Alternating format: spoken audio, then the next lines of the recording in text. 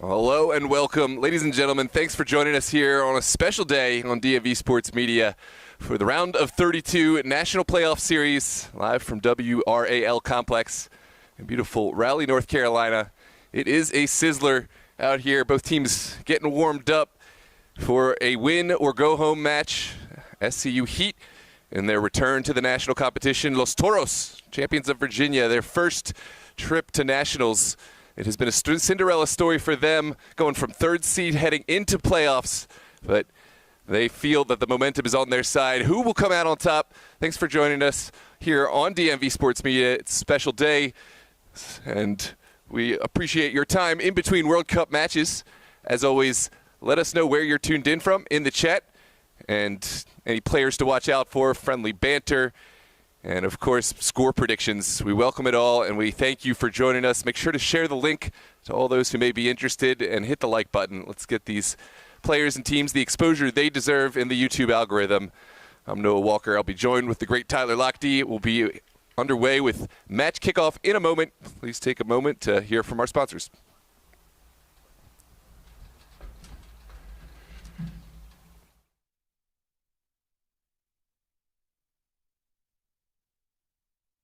Fires! Oh my! What a goal! He's won it here, centered up, and Delgado makes it two! Dream start for Bethesda! Lone defender as it stands. Ball played in. What a goal! An overhead kick! DMV Sports Media was built to give clubs, players, leagues, and communities the professional coverage they deserve. And we are with you live here on DMV Sports Media for all the action. What started in the DMV has become a platform Oh, there's the effort. Golazo! There it is! for exposure, storytelling, sponsorship, and growth. Oh, what a save from Bel Hamid, making himself huge. Now, DMV Sports Media is evolving into Southeast Media Inc., bringing the same standard to new clubs, leagues, tournaments, and events across the Southeast. And have won the title of the UPSL DMV North Conference. From full match broadcasts and live commentary to sponsor integration, highlights, and professional production support. Our goal remains the same: make every match feel bigger. To the clubs, leagues, tournaments, showcases, and event organizers across the Southeast, we're ready to work with you.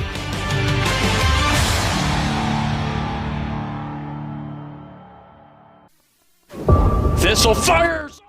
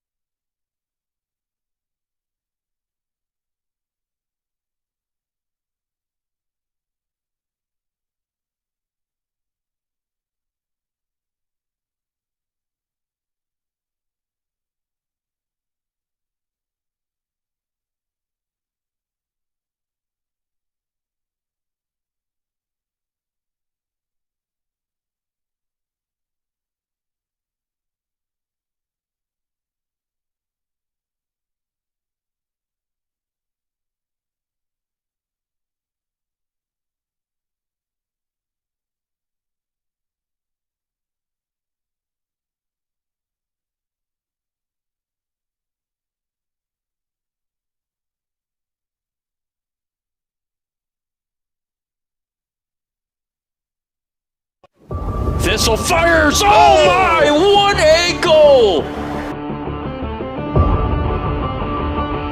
He's won it here, centered up, and Delgado makes it 2! Dream start for Bethesda.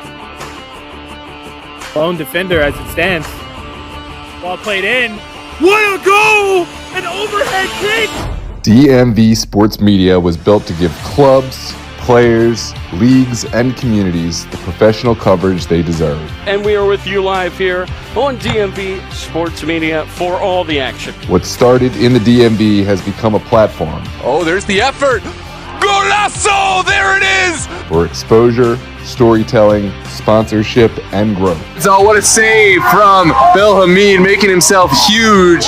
Now, DMV Sports Media is evolving into Southeast Media Inc., bringing the same standard to new clubs, leagues, tournaments, and events across the Southeast. And have won the title of the UPSL DMV North Conference. From full match broadcasts and live commentary to sponsor integration, highlights, and professional production support. Our goal remains the same: make every match feel bigger. To the clubs, leagues, tournaments, showcases, and event organizers across the Southeast, we're ready to work with you.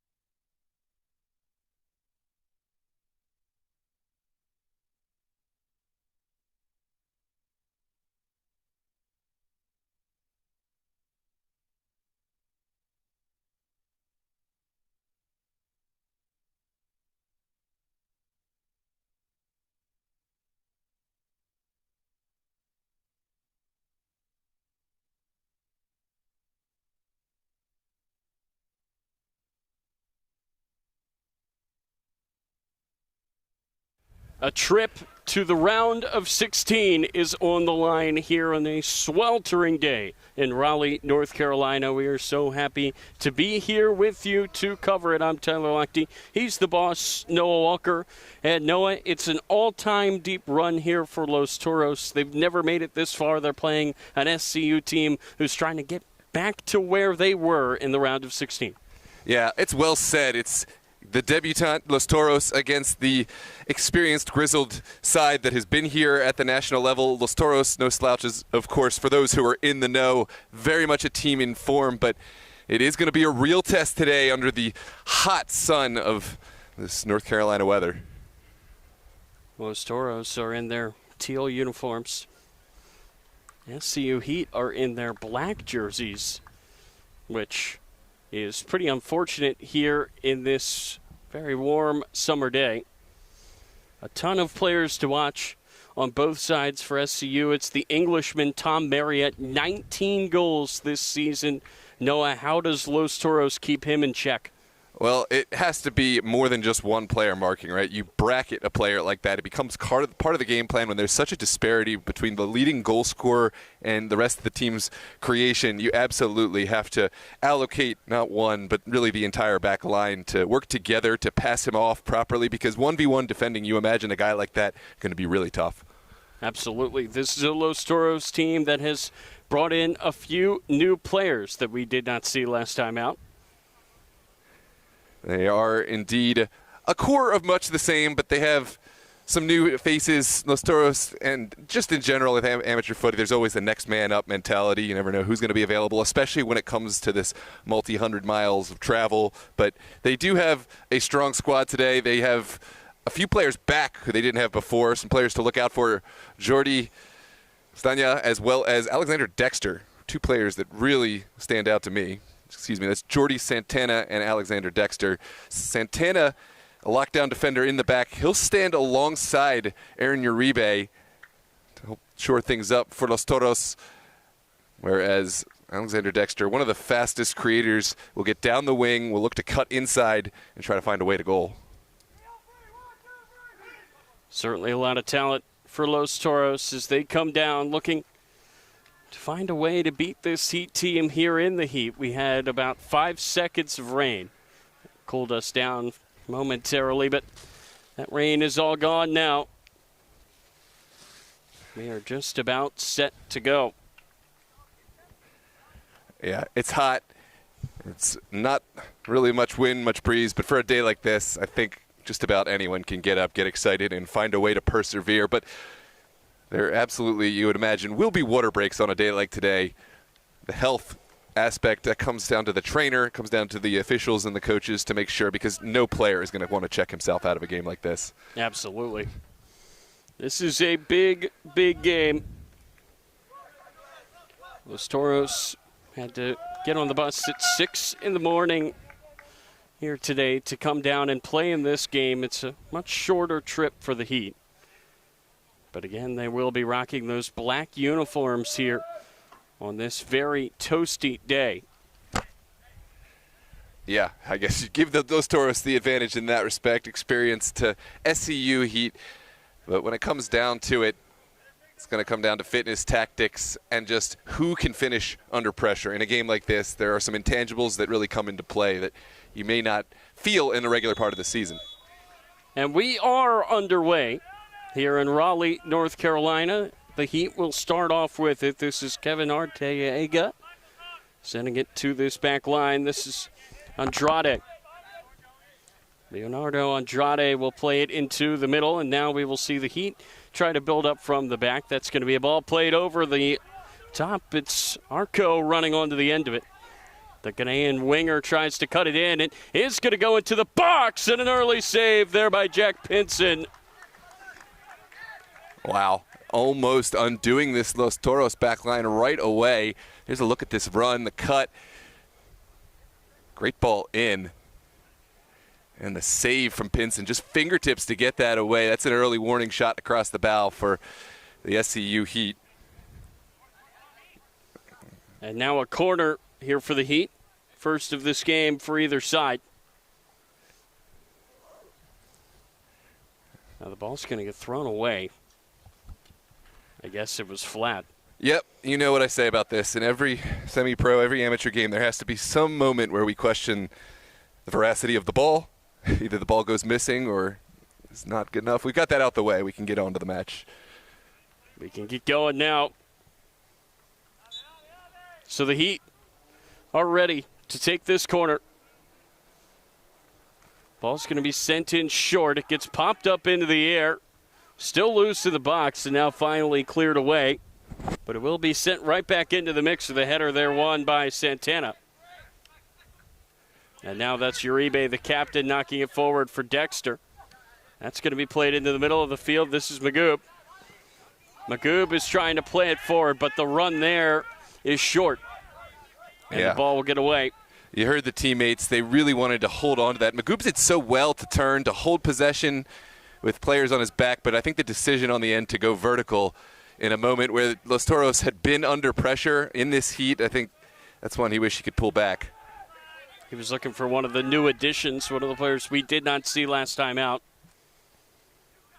So that header will be won by Mastrin on the far side now. Poked forward. This is Jamer Diaz, always exciting player in the midfield for Los Toros, but it will get played back to Robert Morales. Morales making his season debut with this SCU team in goal. Has not been credited with an appearance on the Heat website. This is certainly a big moment for him to make that first appearance as this gets poked down for Braid Martinez. Martinez will look to center it up. Into the box it goes, and it rolls to Pinson, who very uncomfortably steps up and grabs it.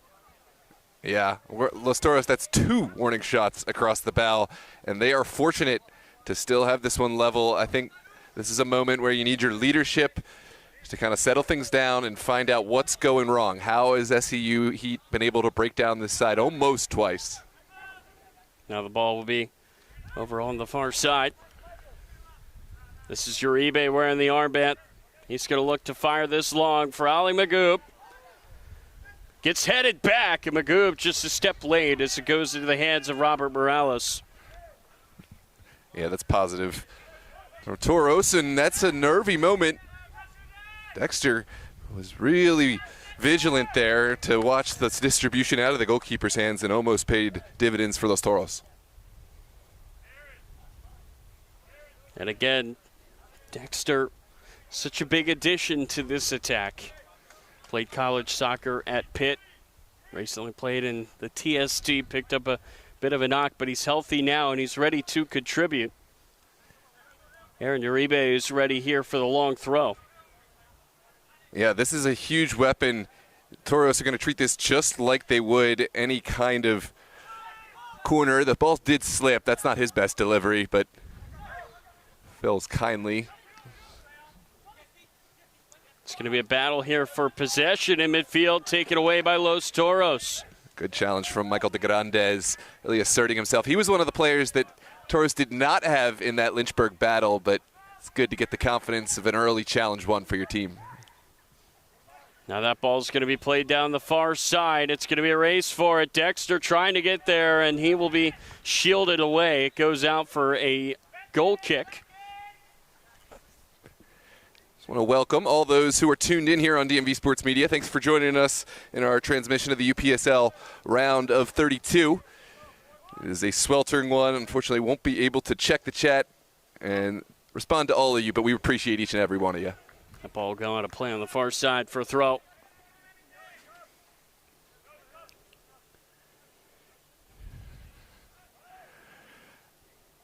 Tyler, how will the heat affect the pace of this game? Can they continue to try to send vertical balls, or will this slow down as we go? It's just so interesting, I think. I mean, it's hard for us here in the bleachers to even call the game. I can't imagine being out there playing it. This heat is outrageous. Over 100 degrees with real feel. Yeah, does look like Los Toros are finding a little bit of confidence in making their opponents run and chase the ball, which is something that you always want to do on a hot day like this. A little bit of cloud cover now, so that's going to be played forward. Here's a chance for Los Toros. Dexter is in the box, goes over his head. Casillo giving chase. He's going to have to turn around. Now, Sir Casillo scored to get them here. This is a pass to Dexter. Dexter still going down in the box. He turned for a penalty. There will not be one. Wow, nervy moment. Toros scream pen, but referee not going to give this one. Here's a look back, a second angle. Dexter able to find his way through. Yeah, he's really reaching for the ball. I can see why that wasn't given. He was more so trying to stretch himself out to get to the ball than brought down, but of course Toros going to appeal that all day.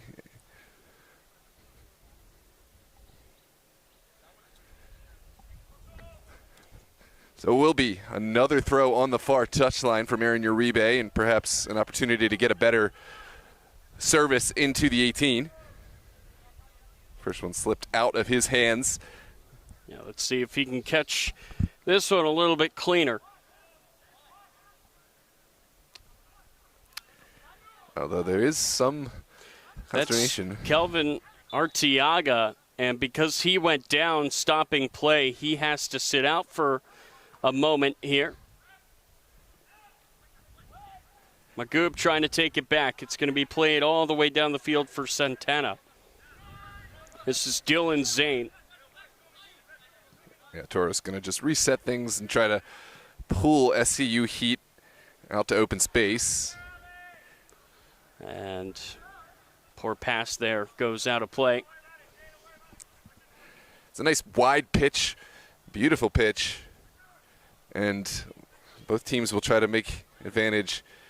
Big addition of Alejandro Nira up top, brother of the backup goalkeeper Andres Nira. He's a natural finisher of the ball, played with Los Toros for quite a while, and he's a notable player who was not in the side last week against Lynchburg, and he's been known to come up with some big finishes and clutch moments. It's going to get played all the way back to Morales. It was Nira's pass that went awry that just gave the ball to SCU. Battle here for Alexander, knocked just away from his feet. But it will fall here to Nira. This is Jamer Diaz. Place it into the middle for Casillo. The stoic leader of Los Toros, Aaron Uribe, pulled down. Yeah, it's interesting. Not called. I'm curious to know if he lost his footing, but continue with possession. Zane, not sure what the plan was there, as he sent that out for a goal kick. This match is leveled out a little bit. I think early in the first couple minutes, it did look like it was going to be potentially a long day for Los Toros. 2 quality chances for the Heat, but Toros have found possession and have found meaningful opportunities of their own. The Heat this season, they've been unbeatable, literally. 9 wins and 2 draws. Wow. They have dominated play here in the Mid-Atlantic. Can Los Toros be the ones to hand them that first blemish? Of course, at this point in the playoffs, the Heat are looking to finish the season undefeated, as any loss would mean their season is over. Contact there going down was near up, but in this playoff match, it's going to take more than that, Noah, to get a call. Yeah, maybe not quite World Cup level, but it is going to take a lot more than that to draw a foul. Goes right to Uribe. Really good step. Uribe's going to look to fire from distance. And it will go out for a goal kick, but maybe just trying to keep Morales honest there. Yeah, why not? I mean, Uribe obviously has the power. He's a strong player. And this really wasn't all that far wide. An opportunity that Toros will take when given, and perhaps next time it'll make sure that SCU Heat have to attack the ball and stop the shot. Some pressure here from Toros. That's going to be played over the top, and nobody made the run. We have not yet said Tom Marriott's name outside of the opening kick. Again, he is the target man for this Heat team. He has 19 of their 32 goals.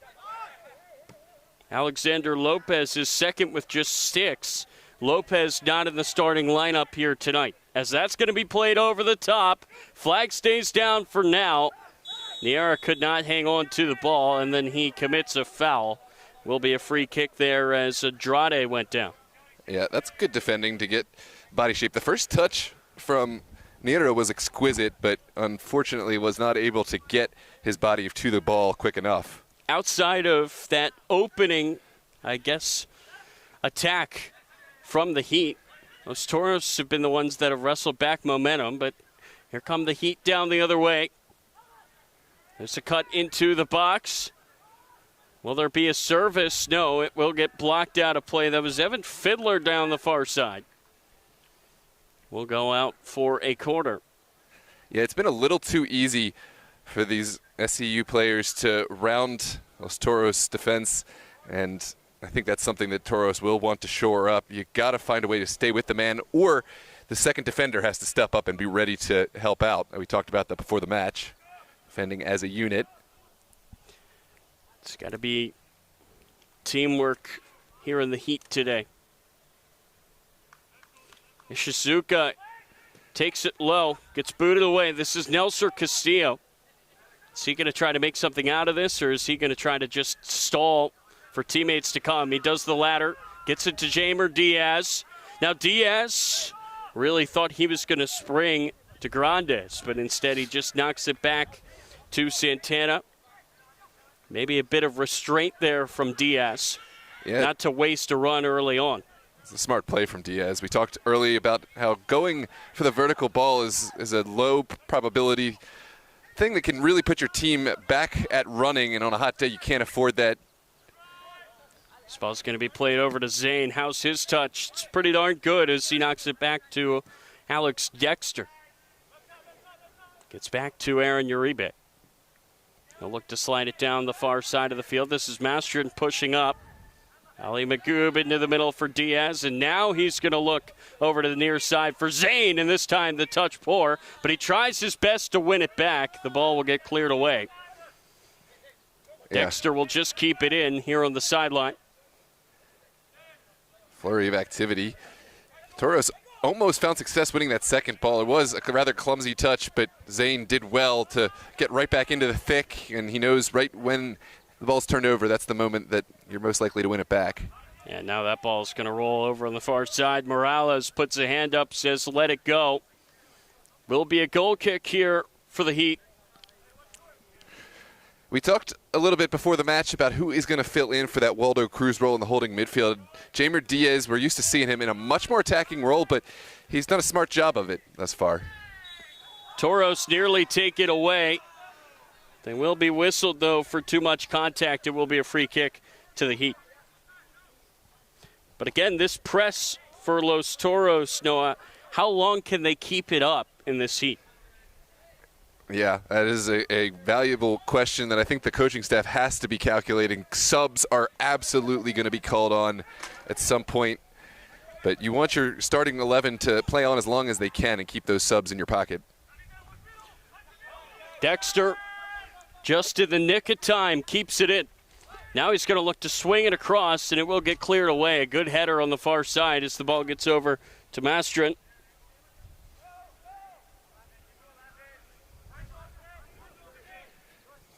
SCU Heat. Their possession spells have been shorter, but they have found really strong moments on that far touch. Ooh. This is Nelson Castillo cutting into the middle, decides to lay it off. Here is Castillo behind the goal. Jamer Diaz, took it and gave it to him. And a good look there for Castillo. There's a look at just how close this effort came to the side.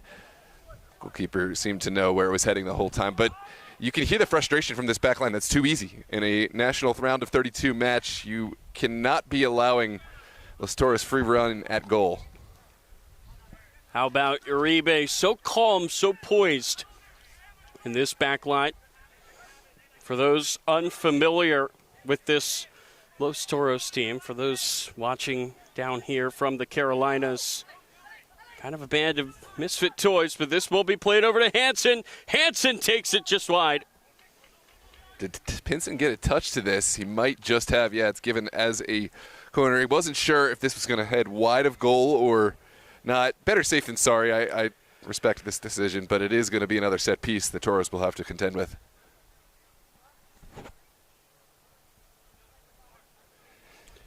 Really good run there by Seth Hansen.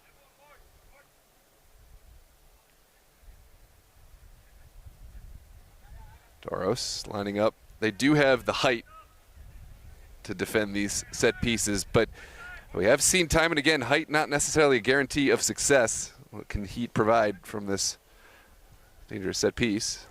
Hansen across, nobody home. Everybody was standing around the top of the box, and that just went over to the far side. But the Heat still do have it here. Let's see if they can make something of it. This ball's going to be played into the middle by Fiddler.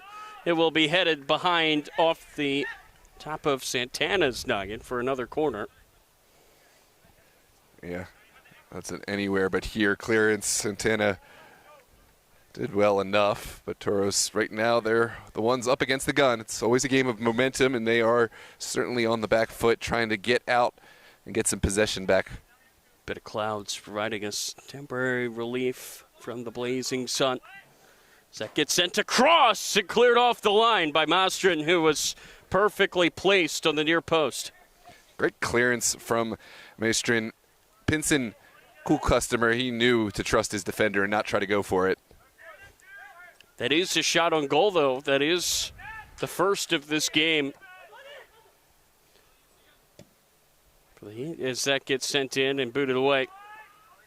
Excuse me, there was actually one very early on, literally the first few seconds, that Pinson turned away. And now Dexter, what a touch. Beat his man. He's got options in the middle. Plays it in for Nera. It does fall for Magoob. It's still bouncing. But the Heat are able to corral it, get it out of harm's way.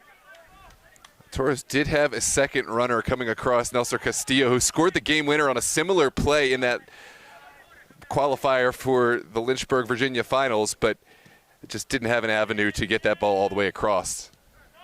That will be played into the middle for Arco. This is Sandrade.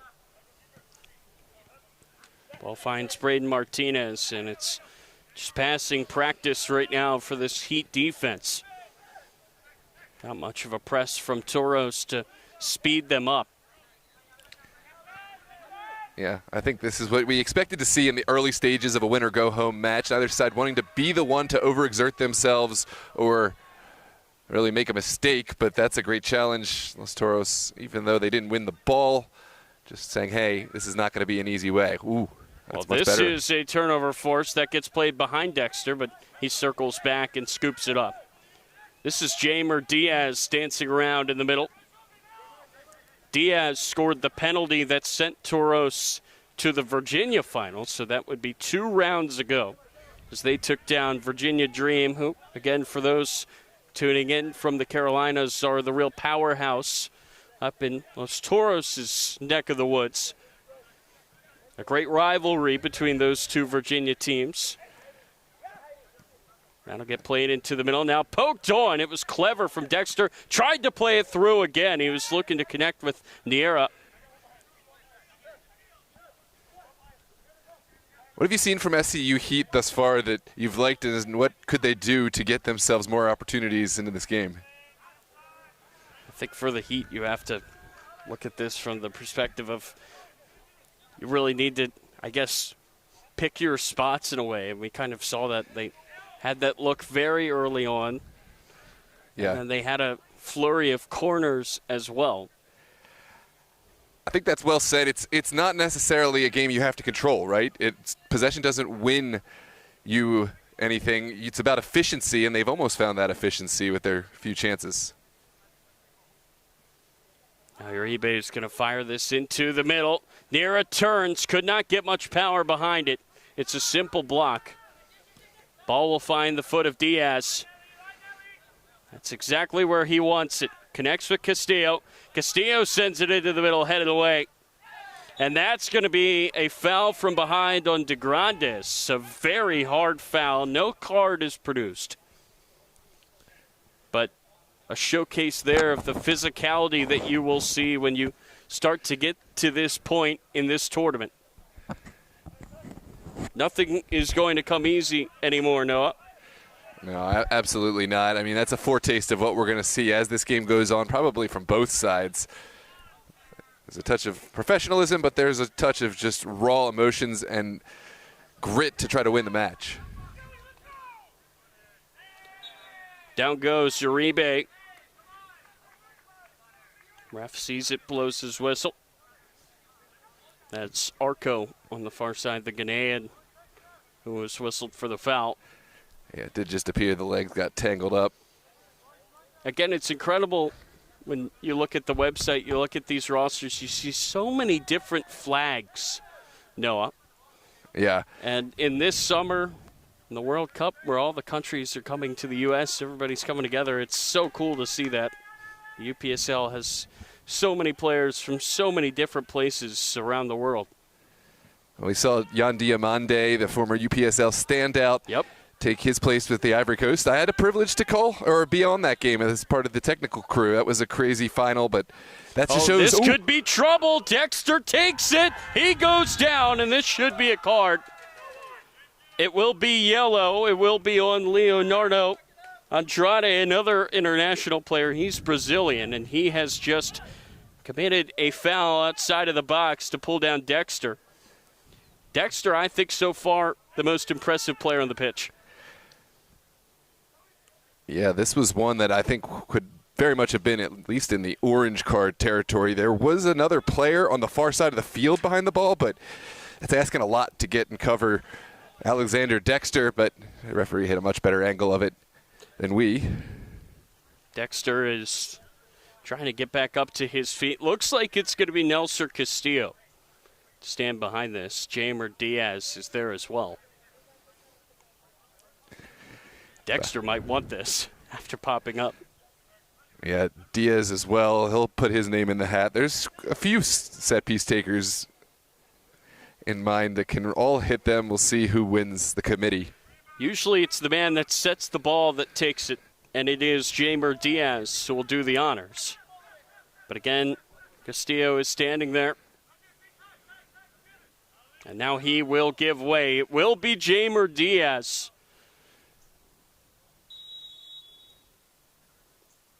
Against a three-man wall. Jamer Diaz, the curler, is covered up by Morales. He got it around the wall, but could not get it past the Heat keeper. Yeah, for SCU Heat, they've had a few mistakes at the back. This TOROS side is hungry. This is their first chance to a trip to a Nationals. Hold that thought. That ball's going to be a bouncer. No trouble for Pinson. And you know that they're going to be hungry, so you can't be careless with your square balls. You really have to be thinking, where are all the pieces on this chessboard before you play a thoughtless pass. They've already almost been picked apart twice in transition. So again, it's such an interesting matchup here. No, in terms of pedigree, of these two sides, as that gets played down to the captain, Hansen. Into the middle it goes for Arco. Now Arco's looking to knock it over for Marriott. Out of play it goes. This will be a Heat throw. We're approaching now the 25-minute mark, and it feels like that water break should be coming soon. I was almost certain it was going to come after that set piece, but we play on. That gets poked away. Castillo turns, then he gets taken down.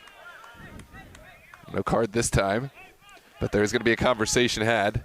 Arteaga with the very hard foul. There's a look back for those who missed the challenge. Yeah, player going for ball, but never really had a window to get a foot to that. Went right through the player. TOROS, easy foul to pick up. We've crossed into the 26-minute mark. Still no hydration break, but the team's not slowing down. It is an impossibly hot day here in Raleigh. Some will get knocked down. This is Zane. Nira didn't like either option, but able to keep going. And now has sent it back inside to keep the drive alive. Zane back. Now Zane trying to get around his defender. He has done so. Plays it into the middle for DeGrandes. He will fire from distance. Oh, what a goal! DeGrandes gives Los Toros first blood. Incredible strike from Michael DeGrandes. He wasn't here last week. He found his way back from injury, and a vicious dipping ball that I don't think this goalkeeper thought it was going to travel under the bar, but it really did have some movement on it. Incredible hit from DeGrandes. And now a water break. Wow. Let's take a look back on this instant replay. DeGrandes thought about it and said, hey, why not? And really in a central area. You'd think from an SCU Heat perspective, you would like your goalkeeper to do a little better, but make no mistake, this is a difficult ball to handle. Again, Morales is having no appearances for this Heat team. So he has now entered the picture here today. Could not keep that one out, and it is 1-0 here to TOROS. Incredible. So we take another look at the strike. So again, Noah, let's just talk about the pedigree of these two teams. For Heat, the goal today is to get back to where they were. The round of 16, they want to maintain the status quo. They want to, I guess, solidify themselves as a national competitor here in the UPSL. Yeah, I mean, they have certainly raised the stakes. I think if you haven't heard the name Los Toros after today, you're going to. But watch out, SCU Heat. They are a side you can't count out. They've been here to this national stage before. They've made it to the round of 16. They absolutely are going to be having their team talk and figuring out how they can make the adjustments necessary to come back into this match. The break just came at the perfect time for a very experienced team. And for the Los Toros side of things, this is, again, if you are new to them, bit of a band of misfit toys in a way, and they have all come together. They have risen up from rec leagues up in Northern Virginia to this point. This is the deepest run, really the only run that they have ever gone on, led by their captain, Aaron Uribe, who serves as a calming presence to kind of unite this band of brothers. And again, Noah, I think for Los Toros, there is pressure on them here today because with how hard it is to get out of Virginia, with how many good UPSL teams there are in that state, you don't know when you will be back. Yeah, absolutely. There's always that expression, playing with house money, when the team that you don't expect goes so far. But I do disagree to an extent that Los Toros, they've got the belief now. They don't consider themselves an underdog. They'd like to be giant killers, but at this point, they expect victory. As much as they expect it, they love it when others don't. And I'm sure you could look at this matchup. You see an undefeated team in SCU, and then you see a team that finished third in their own conference, Noah. And yet, take a look at the scoreline. It's Los Toros that have struck first on a beautiful goal from Michael de Grandes. Right. Aren't they happy to plug him in? Oh, man, de Grandes, that's a class player and a really confident finish. Can't say it enough. It takes a lot of confidence to take it from that angle and to hit it with perfection. Wow. But this is a free kick for the Heat. Into the mixer it goes. Uribe calls it, gets knocked down. This is poked away by Zane. What a play. Dylan Zane creating some space, some confidence now from the visitors. That's going to be played into the middle and knocked down. Yeah, we're starting to see some of the dragging legs. That is going to be slid through.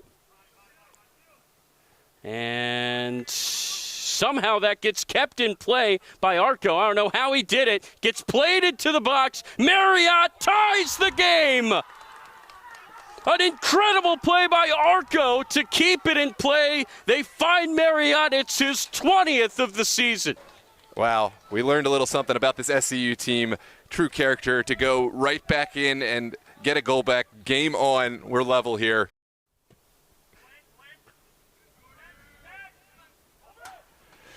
Sorry about that. Welcome back. We had some overheating issues, but we are here live. Score remains 1 apiece here in this UPSL round of 32 match under the sweltering Raleigh, North Carolina Heat. Sweltering somehow does not do it justice. This is the hottest game I have ever broadcast, and it's not close. And no press box. Yeah, we are in the bleachers. We have no shade. Yeah, make it work. Sort of an umbrella. But the shadow is behind us, so not much we can do about that. Battle here in the middle of the field. It will get played over to Arco. Arco, as that got sent too far there by Seth Hansen. goes behind the goal. Did it take a touch on the way out? No, it did not. It will be a goal kick.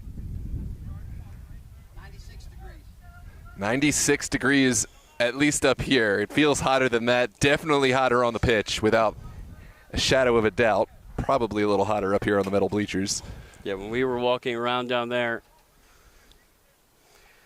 feels like you're just in a microwave with those pellets below you on the turf. A miserable experience. It's going to be a war of attrition here in Noah. Certainly will be. Right now it's been level playing field, but I think it's going to come down to fitness as much as anything else. Who is the last man standing? That nearly got through. Zane, good job to take it away. This is Castillo trying to roll it through for Dexter. Got poked away. A great defensive play by Andrade. Did not have to commit the foul this time. A perfect tackle. Remember, he's on that yellow card, though. That was a challenge he had to get right, and he did. We're back underway, and Toros still looking for a way around this resolute back line. DeGrandes has given them that option. That goes all the way over to Mastrin. Tried to poke it over. Goob headed straight up into the air. It nearly fell for Grandes, and Zane will knock it forward for Jamer Diaz. Diaz, 1-2, Zane cuts through, one-on-one, and Toros are back in front. A beautiful 1-2. It doesn't get any better than this. Team goal, obviously Zane going to get the credit, but how many touches came to create this goal? Incredible from Los Toros. That's total football from the Virginians. And that's the left back, Dylan Zane. What a smart goal. Yeah, he never stopped running. When he gave that one, he knew he had a chance to get this one back. Second look at this.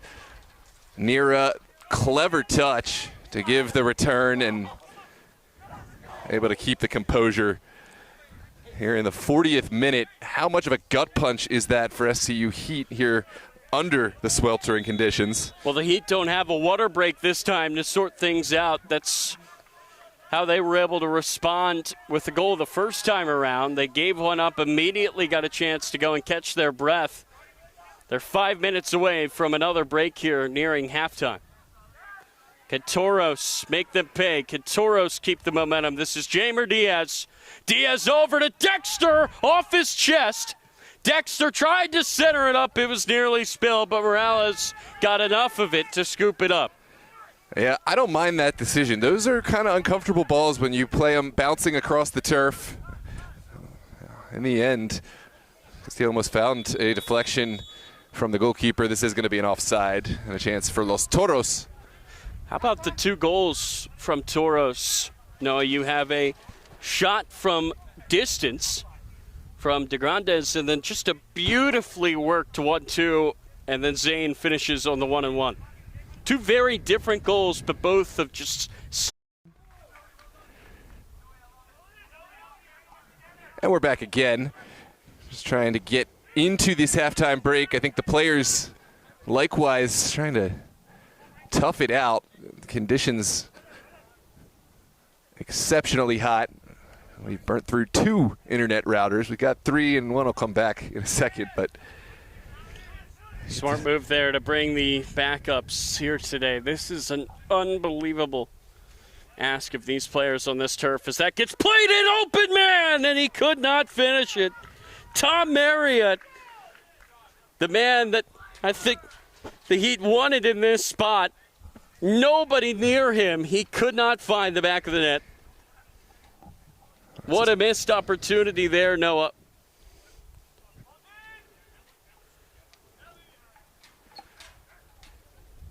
I think Toros will take their time playing out with this opportunity. Especially after a near miss like that. It's taken away, though. Here again, this is Zarco. He set up the first and scores the second for the Heat. And we are tied again. It's a painful time to concede for Los Toros right before the half. We're so close to heading in with their heads held high with the lead, but instead a great response from the Heat and an uncontested shot from the top of the 18. You can't afford to have that late of a response at this level. Yeah, no one steps to the man. Miscommunication between the defenders. And you have to think that the Heat plays some degree of difficulty from the psychological level, just that mental fatigue. TOROS so close to the break. Would have given them a chance to rest the legs, to get some fluid. And yet it's a killer to give up that goal. But something has to be said about the greatness of Arco here today. He did everything to set up the first that scored the second. Turning around, here's Dexter. Dexter still goes down. No call. It was in the box. Yeah, not quite enough there for a penalty. Dexter just trying to move and turn the defender, but it was well defended in the end. This is Lopez working his way into the middle. Ball get flicked up into the air. It gets pulled down by Seth Hansen. Hansen now cuts it back. What a move from Hansen. Fires it into the middle. Zane with the intervention, but Hansen was fouled. It will be a free kick. There's a second look at the angle.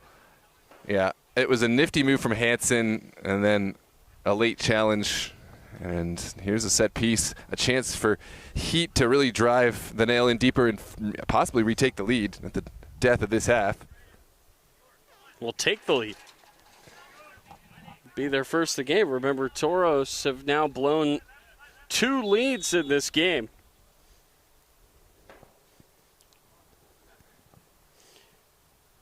Shizuka sends it in to the back post. Marriott inches away. Wow, this ball had so many ways it could go in, and somehow it has stayed out. TOROS are going to have a lot of conversations about the marking and the responsibilities of who steps to the ball when they get to this half. Look at how close this was to a third goal for the Heat. Oh my, just inches. Yeah, 2 players that really did have a almost uncontested run to the ball, just a little behind. That's the service that gives the back line and goalkeepers nightmares. Ishizuka really got that right on the free kick. As that gets knocked forward to Castillo. Jamer Diaz looking to knock it through. He has not given up on it. Went for the slide, but came up empty. This is Hansen down the sideline. The captain runs it down. Hansen could not get it past Santana. But then Santana immediately gave it away. It goes out of play for a throw-in here for the Heat. Great tackle from DeGrandes to really slow things down and let TOROS walk their bodies back behind the ball. That'll get played over to the far side. Halftime nearing. That'll get played over to the far side. Ball gets sent in. Marriott nearly got another touch. How close does he come now? That's 3 that he has nearly scored as the half comes to a close. 2-2. What an entertaining first 45. Incredible, both sides. TOROS finding the lead. There's already a coming together as well here, and that's not something you want to see. It's teammates, not TOROS on Heat, but TOROS on TOROS, I believe. But that's the frustration when you have the lead in your hand here in these national matches, and then you feel it slip away. It's just frustration, but TOROS, they're a team that does find a way to channel that frustration. This is reminiscent of that match against Virginia Dream in the Virginia final, where they did find themselves at a deficit, not once, twice, and found a way back in penalties after 120. I'm Noah Walker. He's Tyler Lochte. Thanks for joining us in this first half. We are going to take a brief moment, and we'll be back for the second half. Make sure to stay tuned, and we will do our very best to make sure that we bring every bit of this second 45. We're going to find a way to get this Heat situation rectified, but don't forget to like, subscribe, and engage in the chat. We'll see you after the break.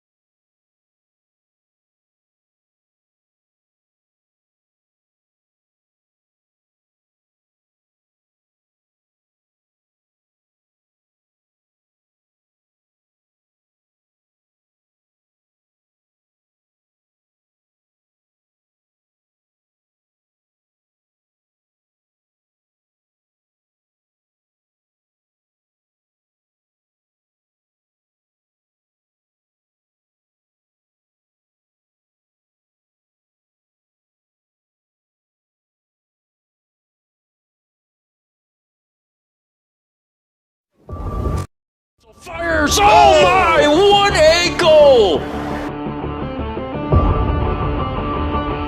He's won it here, centered up, and Delgado makes it 2! Dream start for Bethesda.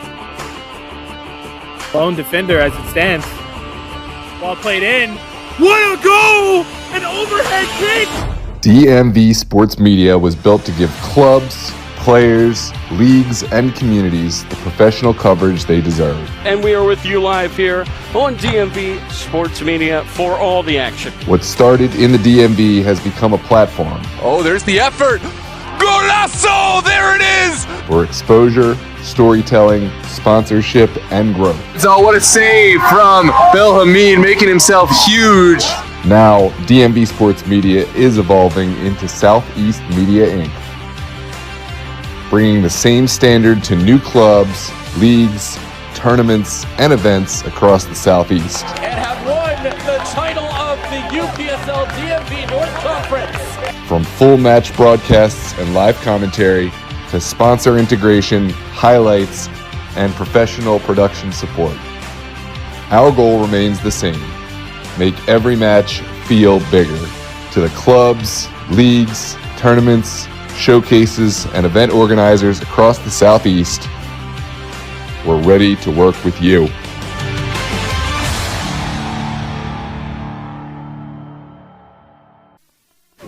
Thistle fires! Oh my! What a goal! He's won it here, centered up, and Delgado makes it 2! Dream start for Bethesda. Lone defender as it stands. Ball played in. What a goal! An overhead kick! DMV Sports Media was built to give clubs, players, leagues, and communities the professional coverage they deserve. And we are with you live here on DMV Sports Media for all the action. What started in the DMV has become a platform Oh, there's the effort. Golazo! There it is! for exposure, storytelling, sponsorship, and growth. So what a save from Bill Hamid, making himself huge. Now, DMV Sports Media is evolving into Southeast Media Inc., bringing the same standard to new clubs, leagues, tournaments,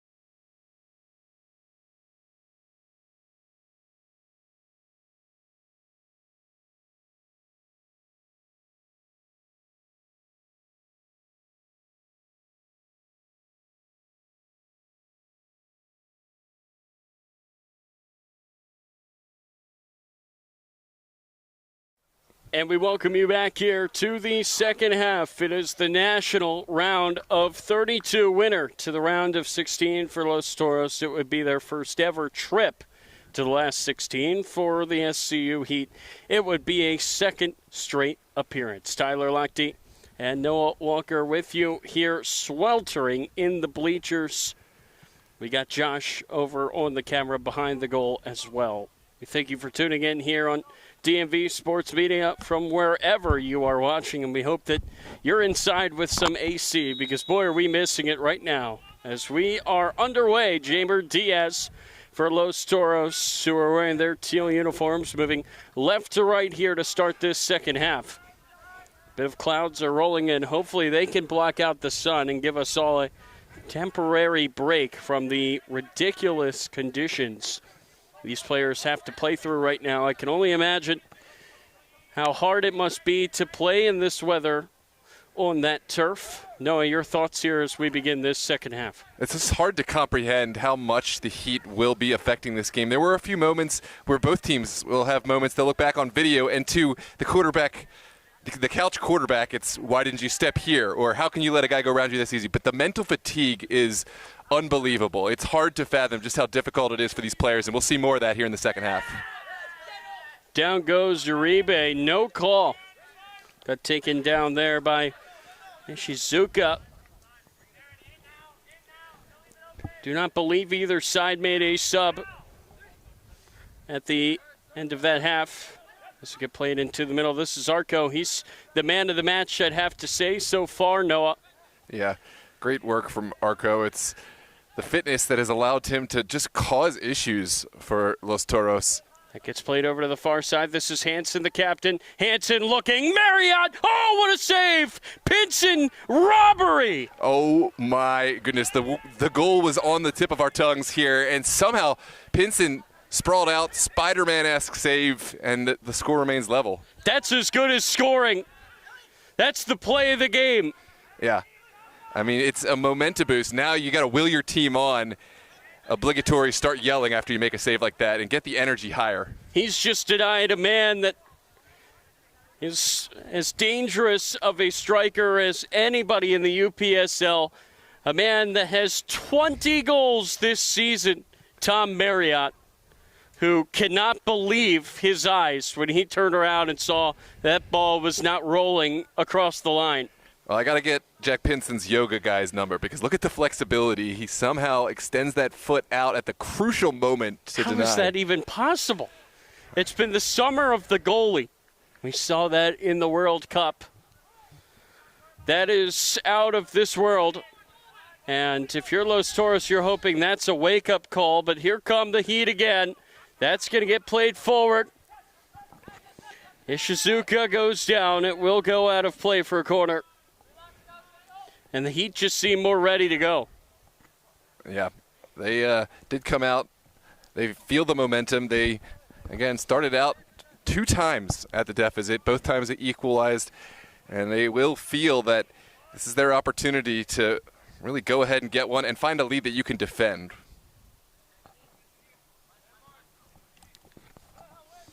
So a corner kick here for the Heat.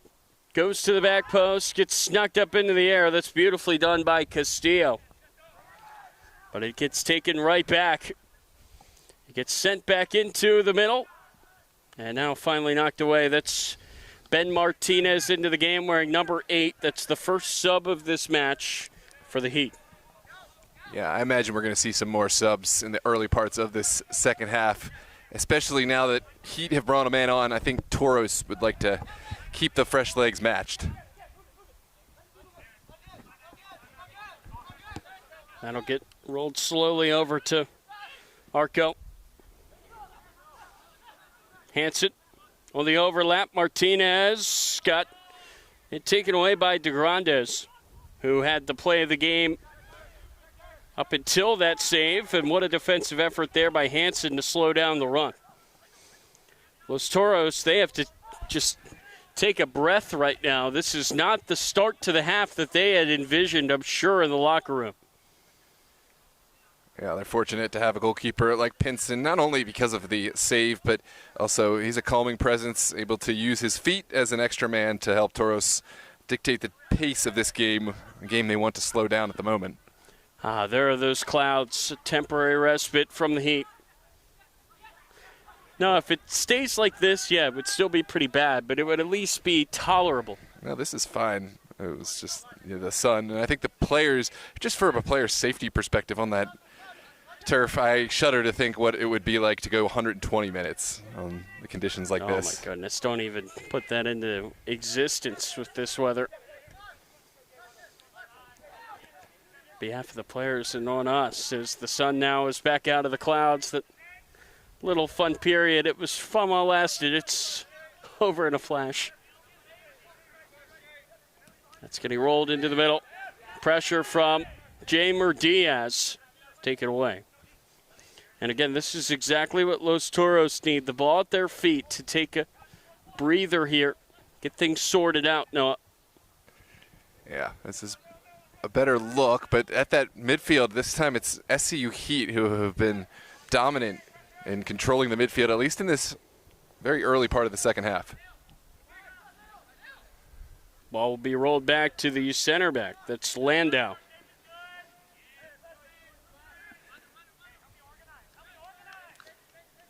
Just the one card so far in this match. It was given to this man, Leo Andrade. Yeah, certainly an earned card. Yeah. It was probably one of those in the ballpark of last man challenge, but it was given as a yellow. Toros throw. Nero trying to keep the ball. Rolls it through. That's Magoob cutting. Yeah, great wherewithal from Alejandro Nira to keep going after he was clipped in the back of his heel and almost found the pass to cut open SCU Heat. Here's Uribe. He'll fire from distance, blocked away.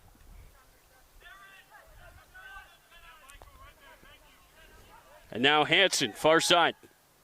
Cutting back into the middle. Arco over to the near side. Arteaga chases it down, plays it forward to Fiddler. Into the middle it goes. This is Ben Martinez off the bench. Arco. The pass outside. Ball's going to get played into the middle and into the hands of Pinson. It was headed for Marriott again.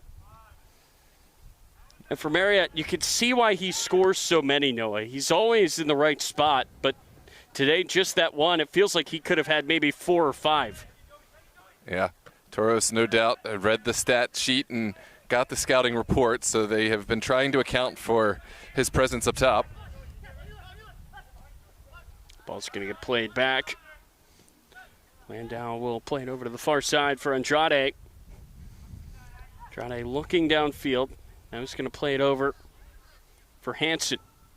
Hansen trying to get it past Zane, who scored that spectacular goal, the second of the game for Los Toros, and a crucial touch there by Arteaga.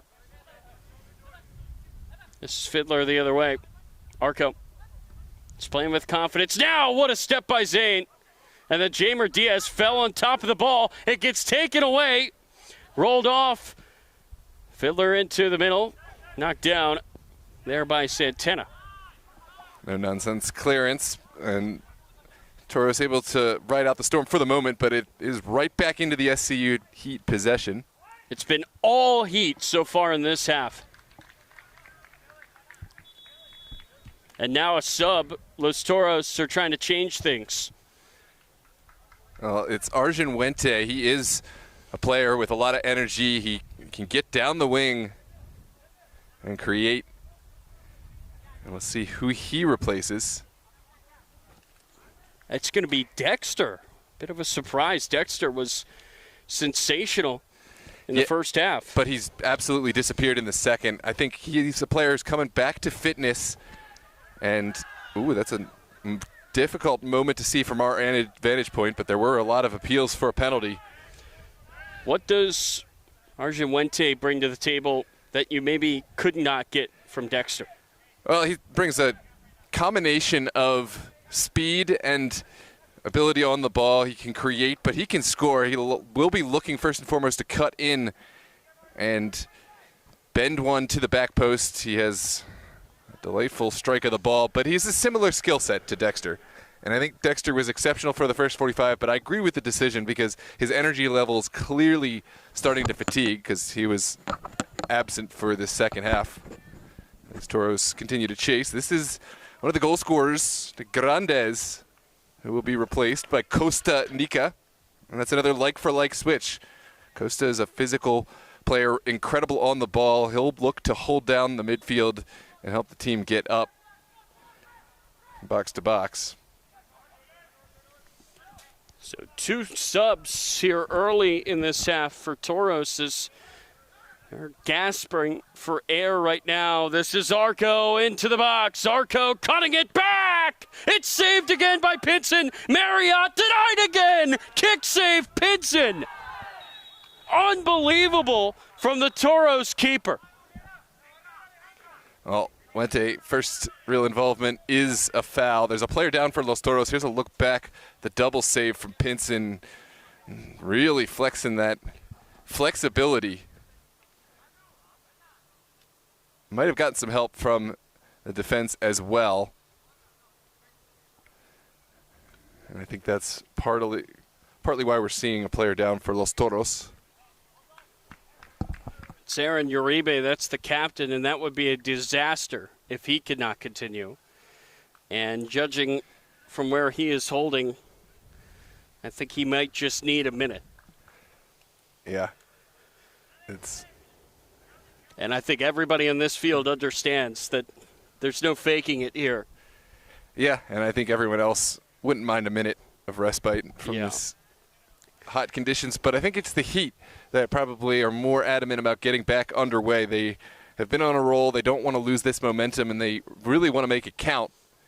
Possession chances count for nothing if you can't find the back of the net. And how often do we see a team dominate in those categories? And if you can't find it, fate starts to seem like it's turning.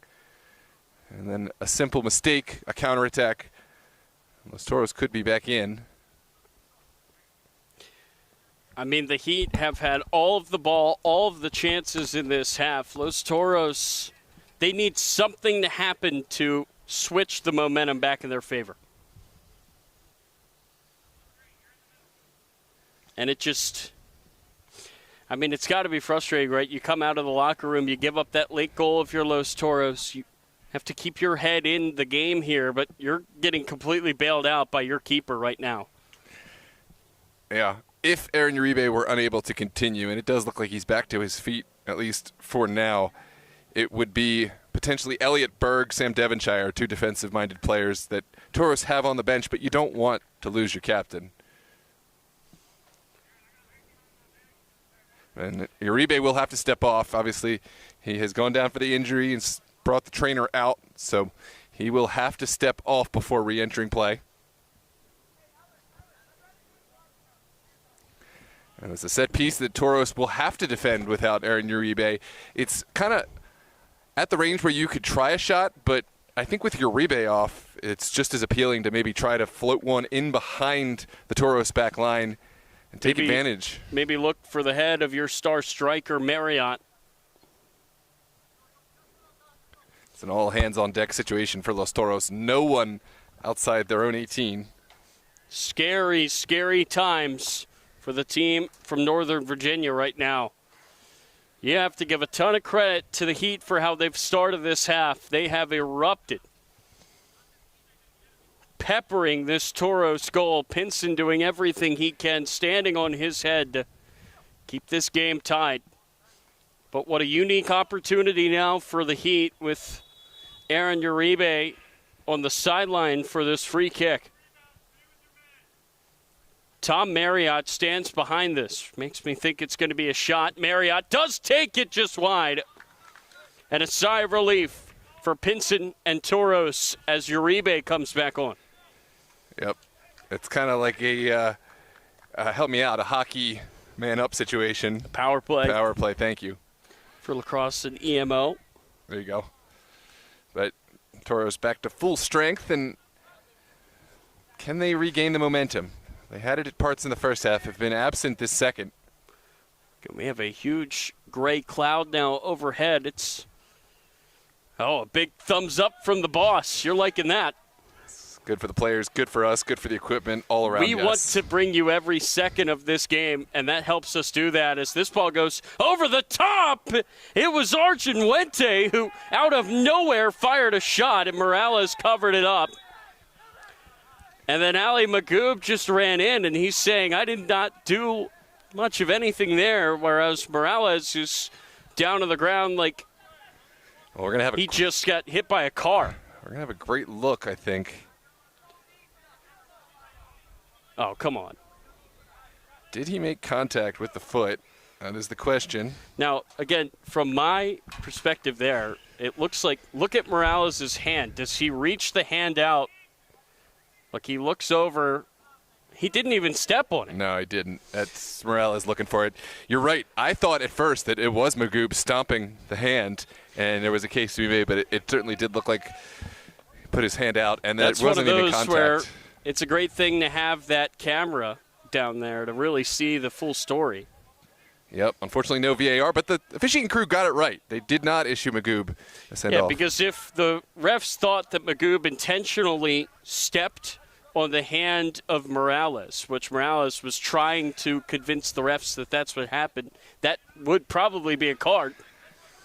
The refs, they got that one right. But this is taken away by Hansen. It was poor from Zane. Arco into the middle. And that will just roll wide. There were 4 Los Toros defenders crashing there on Ishizuka. One of them, the refs say, got a touch, and it goes out for a corner.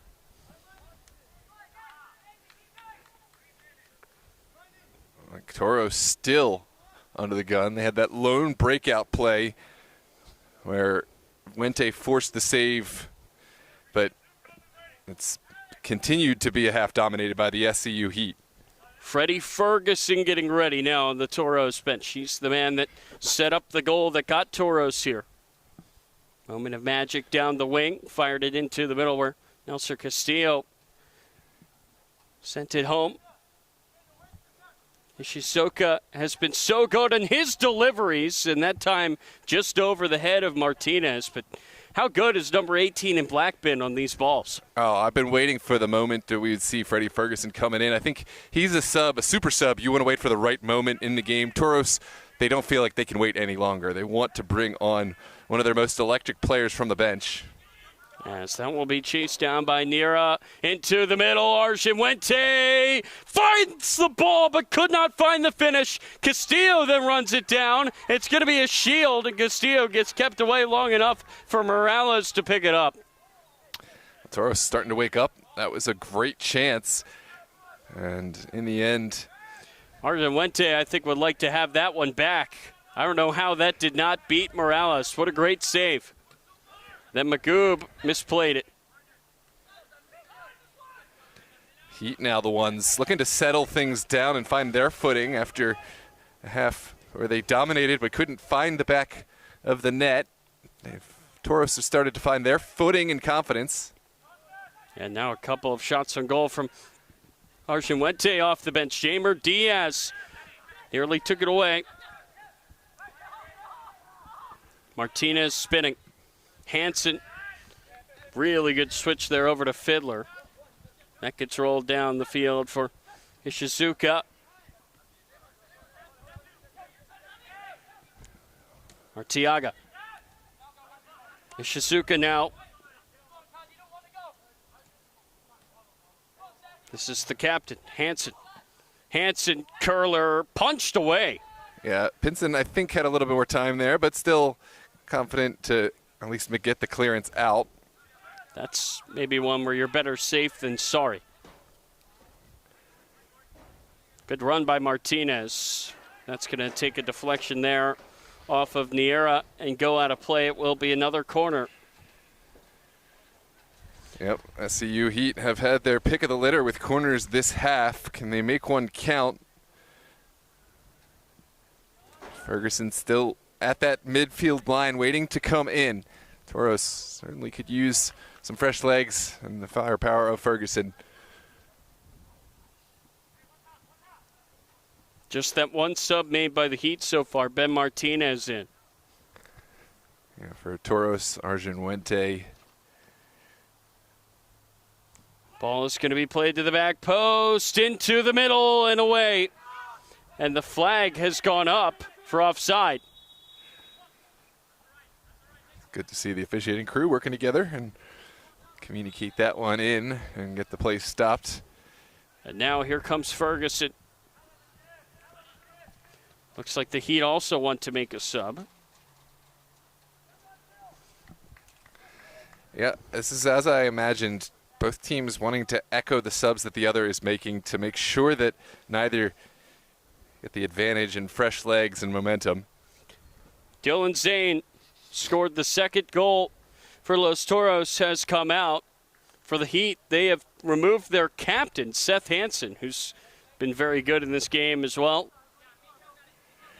And for Toros, the subs have been Arjun Wente on, Costa Nika on, and now Frederick Ferguson. That's Taha Husani into the ball game, big number 27.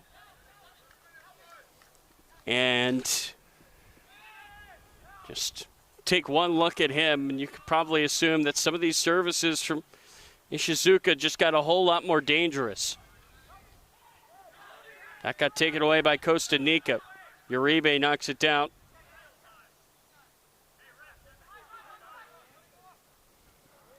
And Toros play forward out by Ferguson, but taken back here by the Heat. Husani, first touch, tried to roll it through. Now he's circling back. He plays it out wide to Arco. Arco into the middle. That header is over the goal from Ishizuka. Pinson very relieved to look up and see that ball. No danger of dropping. Second look at that, yeah. Good service. The head didn't really find the angle that was needed. And Toros will again try to play out from this goal kick here in the 67th minute. It's incredible to see the momentum swings in this game, Noah. Yeah, we have settled into something of a rhythm, although you have to say SCU Heat back on the advantageous position.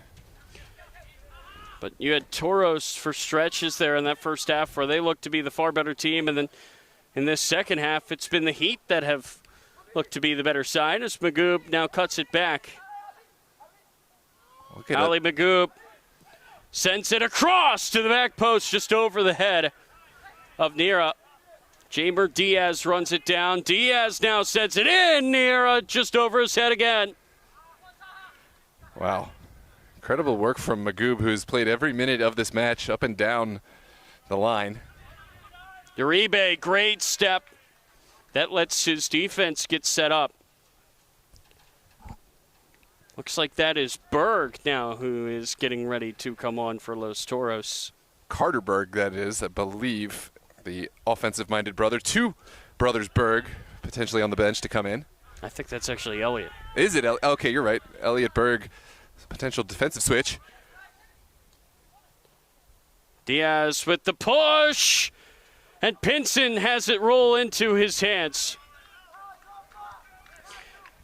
And then Taha Husseini just ran right into Pinson, and now there's a player down. Yeah, contact going both ways. The referee, I think that's probably the right call to not call it. Both jockeying for the ball, jockeying for position. Pinson did well to show strength and come collect this one. But it doesn't make the contact hurt any less. So 69th minute coming to an end. We have just a little over 20 minutes to produce a winner. If not, we would be heading to the ever-dreaded extra time and then potentially penalties. That ball's going to bounce over. Ferguson giving chase, and it goes into the hands of Robert Morales. Yeah, if you look, an early chance for Ferguson to try to affect Kostanica takes it away, goes down, ref does not see anything there. Yeah, it's interesting. I thought Kostanica had done well to get body positioning in front of the ball, but the referee says no. Perhaps thinks he went down too easy. That gets taken away by Wente on the far side. This is Wente looking to slide it through. Niera.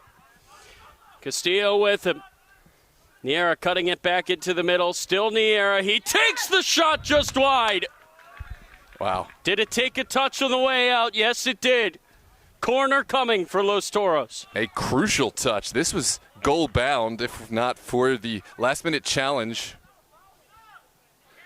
There's a better look on the run. This is too passive defending. It's something we saw from Toros in the first. Now SCU Heat struggling to keep pace with the players at the top of the 18.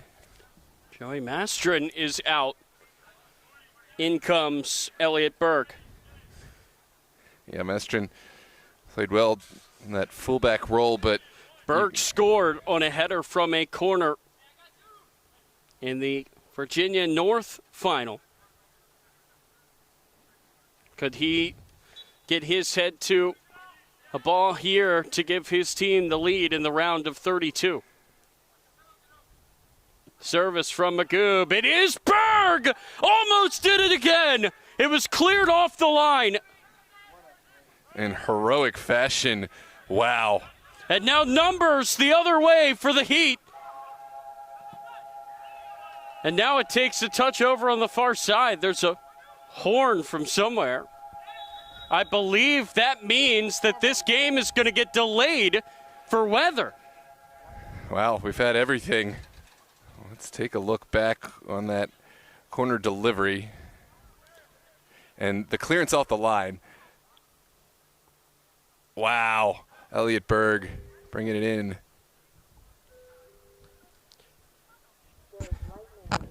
And a second look at the clearance off the line.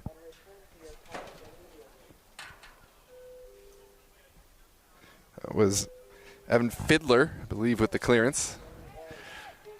Anyways, we are going to take a quick moment to sort ourselves. We have a storm warning in the area. We'll get a word on just how long the break's going to be, but we will continue to produce a winner here in the UPSL National Round of 32. I'm Noah Walker. He's Tyler Lochte. Thanks for joining us. We'll be right back.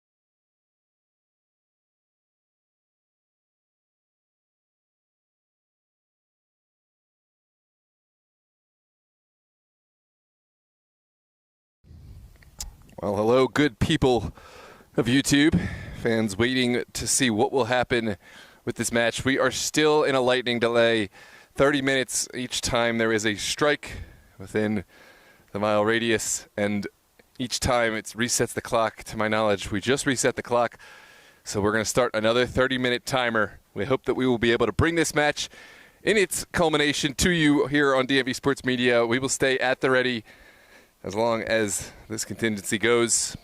Thanks for joining us as we look to produce a winner here in this round of 32. It's been a scintillating match thus far. Twice Los Toros have captured the lead. Twice SCU Heat have equalized. Second half looks like there are goals to come as the temperature dies down. We will look to see if we can produce a winner, and we'll keep you updated. Thanks for sticking around. Apologies for the contingencies, the delays, the technical issues. It's been a long one here, but we're going to do our best to make sure that no matter what, we're able to bring the rest to you. When I go check on any updates, stick around. We will make sure that we keep you updated in the chat and on the screen.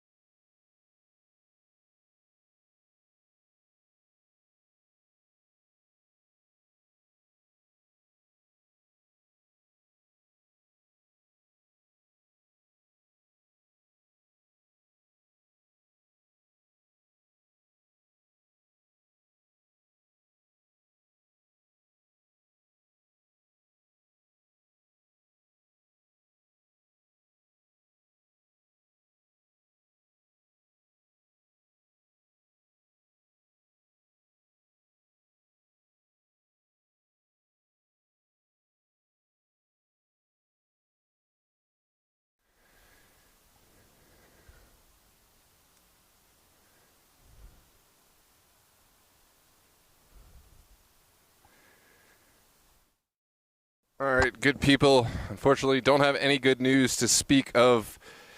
At the moment, it looks like the delay is not going anywhere. The storm is right overhead us. We have limiting clouds and winds starting to mount. So we are going to have to take down the gear. This facility does not have any sort of shelter or press box up here. So unfortunately, with the game not looking to be getting underway anytime in the near future, we're going to have to take down. We will reset back up, of course, if the match is going to be played later this evening. We'll try to keep you posted in the chat. The live stream may go out for a little while, but we are absolutely still here on site, and we are going to be bringing, as long as there is a game going on, we will have it live for you. But got to look after our safety and the equipment. Thanks for all the witty and tasteful banner in the chat. Good to see everyone here to support. Enjoy the match, the World Cup match on right now, and keep checking back. We have not gotten any word that this match would not be played today, so anticipate we will continue as the conditions allow today, and we'll be keeping you updated as we're able. Thanks, and see you soon.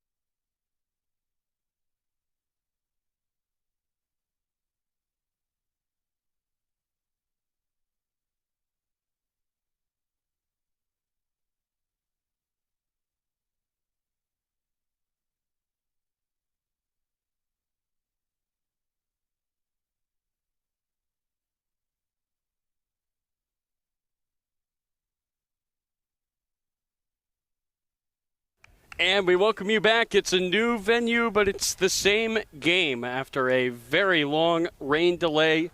We are finally ready to go. It will be Los Toros, and it will be SCU Heat. The rain has finally cleared, and we will have about 18 minutes or so to see who is moving on to the round of 16 and whose season will end here tonight. Tyler Lochte and Noah Walker with you at field level. We apologize. There is another event going on in the stadium, so we had to make a trip just down the walkway to this new venue.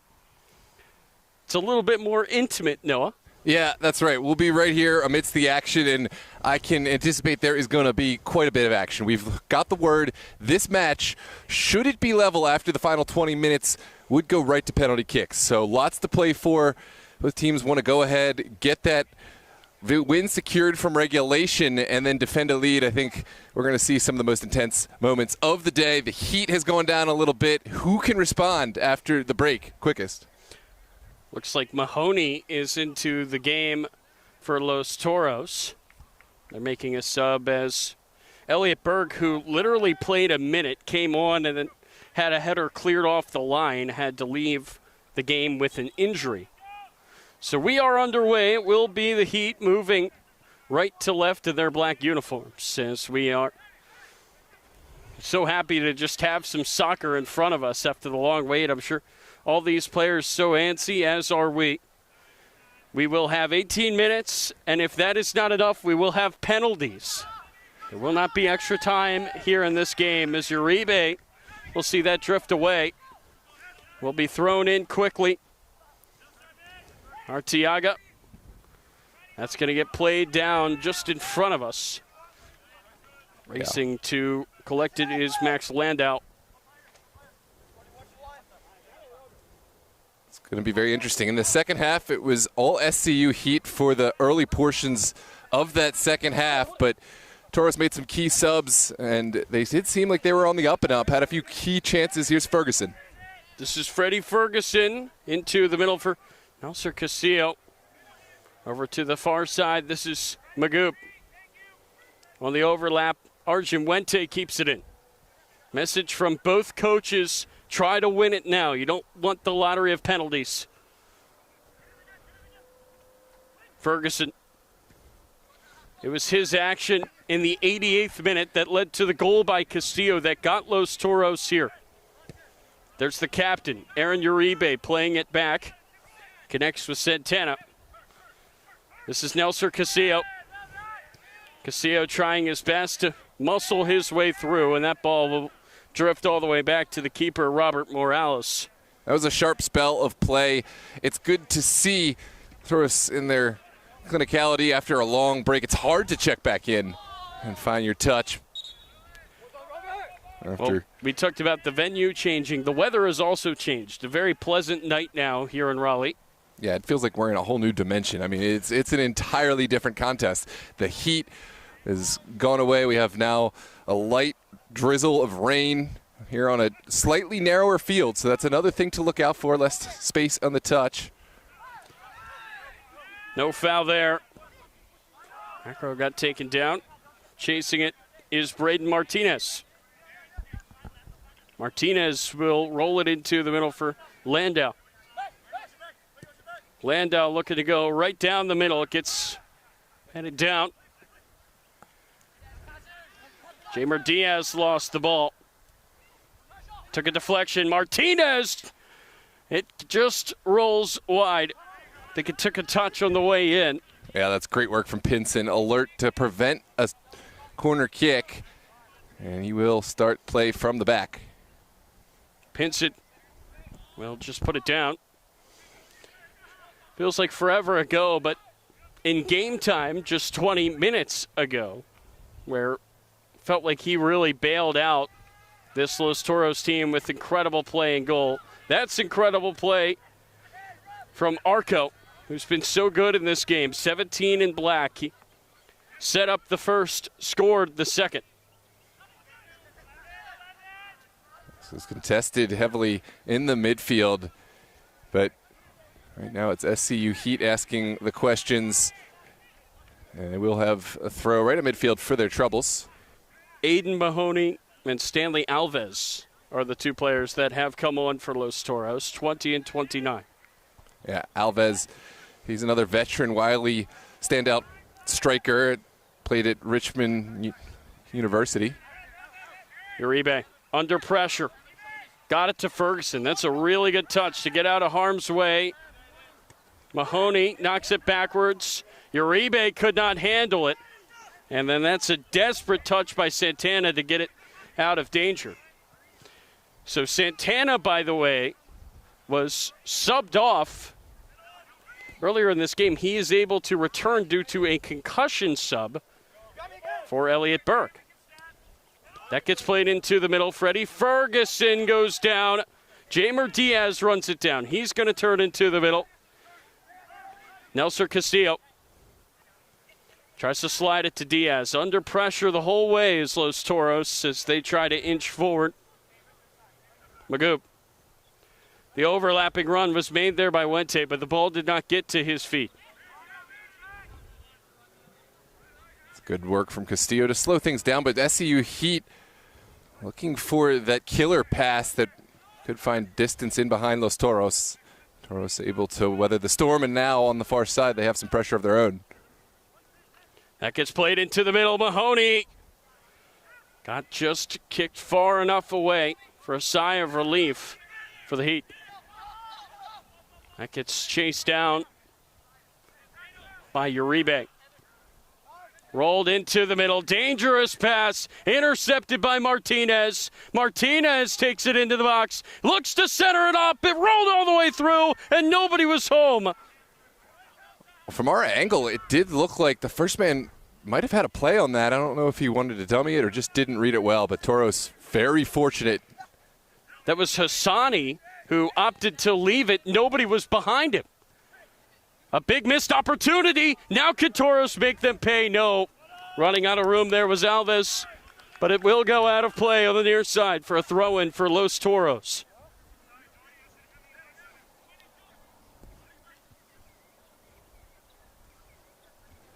Both of these teams trying to nick it in regulation, Noah. You do not want the lottery of pens. Mahoney out of play. That's a corner. Yeah, great work from Mahoney to stay with this and force a set piece. Toros have looked good for these set pieces. No Elliot Berg in the mix, but Aaron Uribe, Jordi Santana, and Stanley Alves will be key pieces to look out for. Mahoney is going to try to make himself a nuisance in front of their number one. And it's Magoob to serve.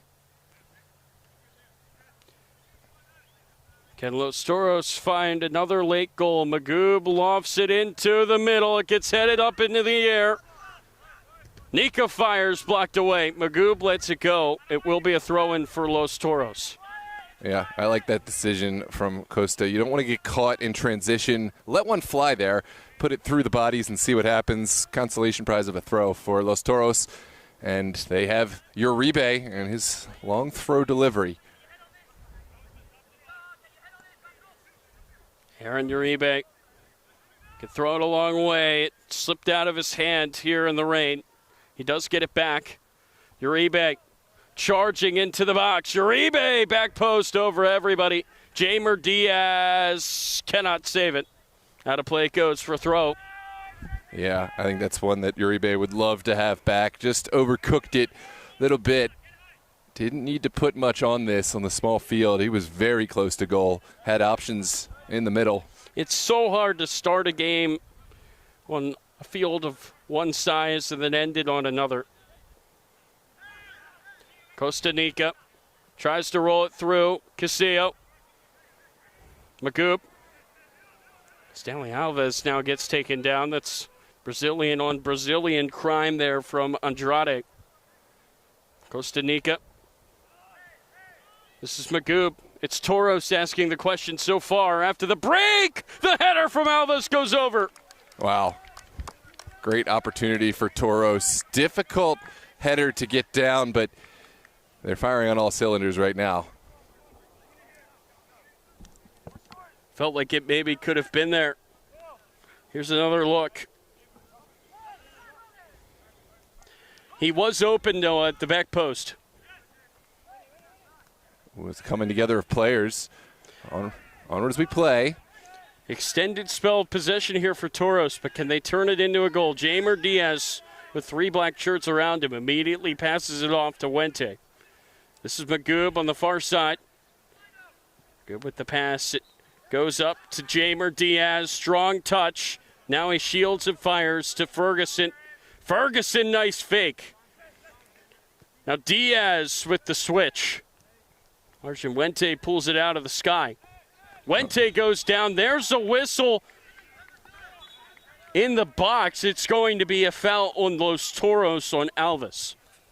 Yeah, perhaps a bit of retaliation. Alves can't believe it's not going his way. There is a conversation had.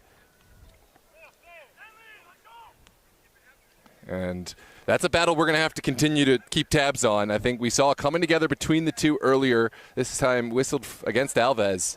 And we have not seen the last of this battle.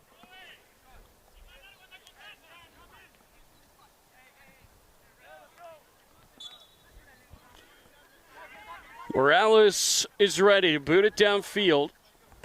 Ferguson wins the header, goes out of play. It will be a throw. This is Fiddler. And now the pressure to play out. Can SCU Heat work their way on the ground? They can. And Uribe trying to take it away. Cutting through Jamer Diaz. And that will let Los Toros set up their defense. Yeah, that's great with teamwork because you can't defend these players 1v1. It has to be a team effort. Jamer Diaz was there to help out his teammate in transition. So a throw in now for the Heat. Feels like this rain has cooled off the Heat. Can they find a goal that could take them through to the round of 16 for the second straight time? Ali Magoob dancing around. And Los Toros have been the team that has come out of this break stronger, but that means nothing if they cannot find a goal. Here comes Ferguson. He's a player to watch out for. Obviously, notched that big involvement last match with the assist to win the game. He has spent time playing over professionally in Germany and abroad, so he could be the one with fresh legs to help spur a moment for Los Toros. Well, I guess everybody technically has pseudo-fresh legs. Right. And it's unfortunate for Los Toros, who had just made a whole load of subs before that break. So obviously they cannot come back in, and that is unfortunate because this would have given them time to rest up. Obviously they did not know that the break was coming.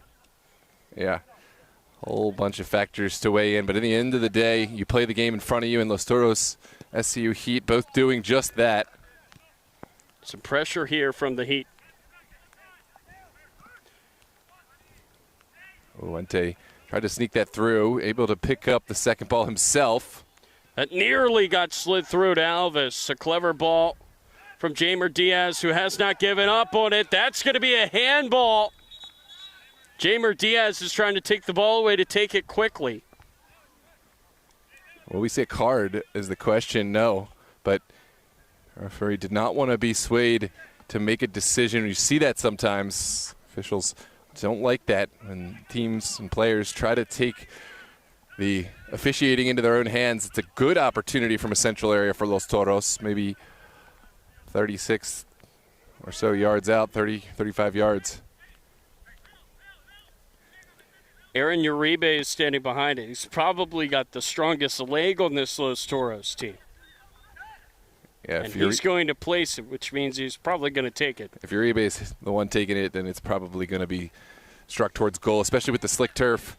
Uribe does fire right into the wall.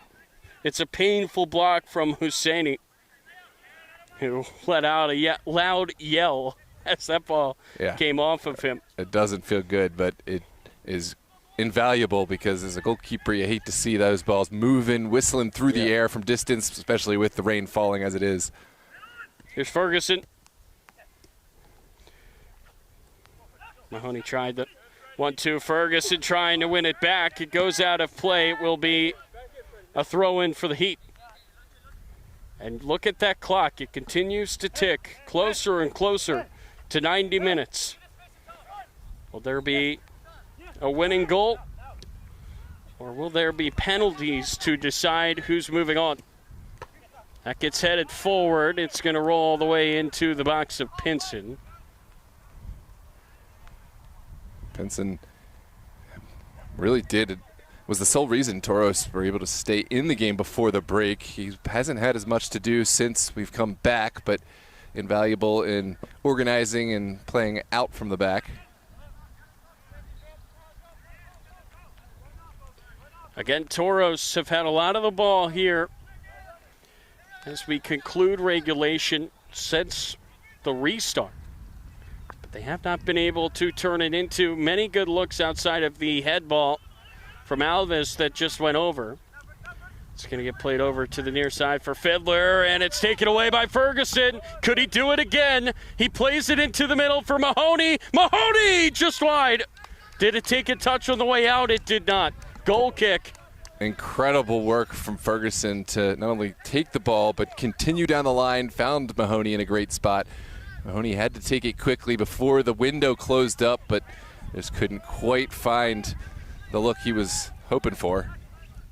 Would be some finish if he was able to get that down. Jamer Diaz knocks it forward. Mahoney. Ferguson making the run to the outside. Instead, it gets played into the middle. Costa Rica rolls it. Nelson Casilla tried to work it through, but it gets taken away by Andrade. Forward for Arco. It's a great challenge. Jamer Diaz getting stuck in to slow down this counterattack. He seems to have been very positive here, Noah, since the restart. He's been everywhere. Yeah, on both sides of the ball, really living up to his filling in role at the holding midfield. He's taken it and run with it, literally. Arguente is ready to throw this in. Toros have all their bodies committed. They want to seize the moment, and they feel this is their game that can be won. Again, they have all the momentum right now. But you have to give credit to this Heat defense. They have not allowed much, and what a rip there from Uribe. That would have been something. Gave it a good hit. Just could not keep it down. Yeah. Uribe, perhaps thinking back earlier, Toros already able to open up their scoring with a deep strike from De Grandes, and Uribe thought maybe with the turf as it is, the slick conditions, I can hit this. Did give it a good smack, Noah, but again, it's hard to keep that shot down when you have as much behind it as he can put into it. It's going to get headed the other way. Now Uribe will hit it up into the air to Wente. This is Nika. Magoob. Magoob showing his pace down the far sideline. Toros trying to get numbers into the box. It's going to get played over the head of Alves. It will go out of play. Goal kick is the call. Yeah. Idea from Magoob, but always asking quite a bit from both of your players to go and get that one. And Toros will have to retreat as Heat look to find a way into the match. They have looked a little bit slower of the two sides compared to how they started this half. Ball's going to get played into the middle of the field. Knocked forward there by Nika. Well out of reach of Alves, but that's a roller. Castillo turned to see where the goalie was as Morales did hustle back into the cage before Los Toros could fire a shot. Jamer Diaz cut into the middle. That was dangerous as he had Husani waiting. Oh, what a move on the far side by Wente. Gets the pass from Nika. Goes out of play on the far side for a throw-in. We are past the 90-minute mark. Feels like a goal now would be enough to get into the round of 16.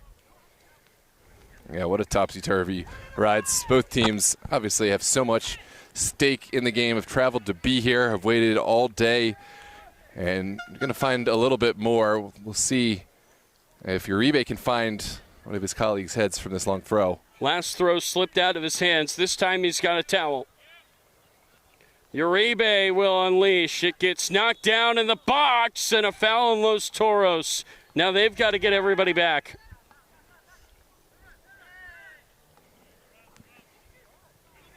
Yep. SCU Heat. How are they going to approach this? They are going to try a big ball over the top. And leaving his cage is Pinson. He will just head it over on the far side. Then it gets booted into the middle of the field and out of play. The rain is really coming down now. Really is. I think that's a smart play from Pinson. Maybe would have had an opportunity to play it in as 18, but I don't think you have time to make that decision, and it's not a sure thing. Live to fight another day. And there's the whistle, and it will be Pence. Wow. It's going to go right down to penalties. It's already been pre-decided that this match will go to penalties if level after the regulation. So we're going to have penalty kick shootout to determine a winner. Toros have already had to go through one shootout on their path to the round of 32, knocking out Virginia Dream in the final kick of penalties. SCU Heat, they're no stranger to the knockout rounds and to this competition. So two sides that you'd feel have the ability to perform under pressure. So Pens to decide whose season ends and who is headed to the round of 16. You talk about pressure. This is big time pressure right now. Both of the heroes for Los Toros in the last penalty shootout will be out there for this one. Jamer Diaz, who scored. Jack Pinson, who made an incredible save. Both men will look to be heroes here yet again.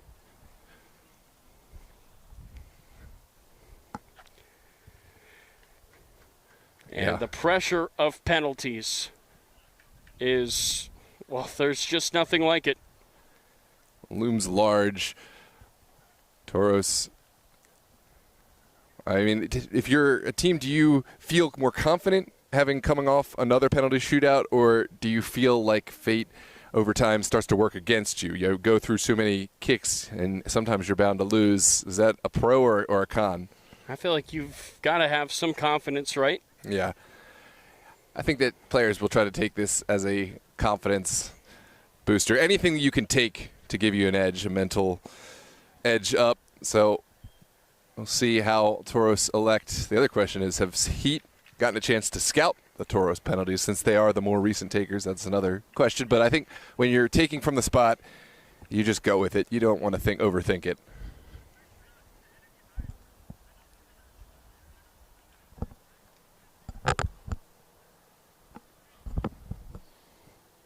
Well, I am not sure. We heard that it would go right to penalties after this, but it's not looking like that.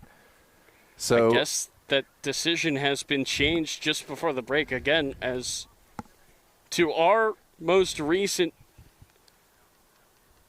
accordance with the referees. They told us it will be penalties, but I guess not. I guess we're just going to have extra time. Okay. Who said penalties?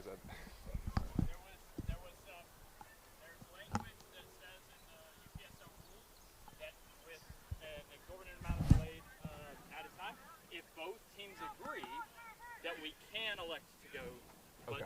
Both teams did not agree. Okay. All right. Good to know. Thank you. Well, you heard it there, straight from the horse's mouth. It will be extra time. So we did see a meeting of the coaches and referees at the far side of the pitch before extra time. I'd assume that that is what they were discussing. And I guess the two coaches decided they'd rather play another 30 minutes. So we are going to play another 30 minutes. And I think this actually benefits Los Toros. They were the ones asking the questions after the restart as the clouds are starting to clear up. Let's see if Los Toros can continue to apply that pressure. Now the good news here for the Heat, they have plenty of time. What a turn. in the end falls safely for the Heat. The Heat have plenty of time, Noah, to grow into this game. Again, it felt like they kind of had to find their sea legs a little bit after the restart. Well, the second break there to talk things over certainly has helped, as that will be headed out of play. TOROS looking to go back in order to go forward. Santana out to Magoob. And again, with how wild the momentum changes have been, down goes Castillo. That's going to be a foul on Arteaga. It gets taken quickly. Alves into the box. He's got to cut this back. Alves fires it right on goal, and it gets knocked away. Out for a corner. What a save by Morales. That was a really bad angle. And Alves almost scored a spectacular goal. Yeah, he saw enough to think maybe I can catch number one here. Yeah, the goalkeeper did start to look at the potential square ball. Morales able to get back to his near post. And there's a piece from Nelson Castillo on the near side. Castillo steps up and fires it across. It gets headed back into the middle and over the goal. We will do it again. Yeah, there was a player down off the ball. Not sure, just some coming together between. Yeah, there's Uribe.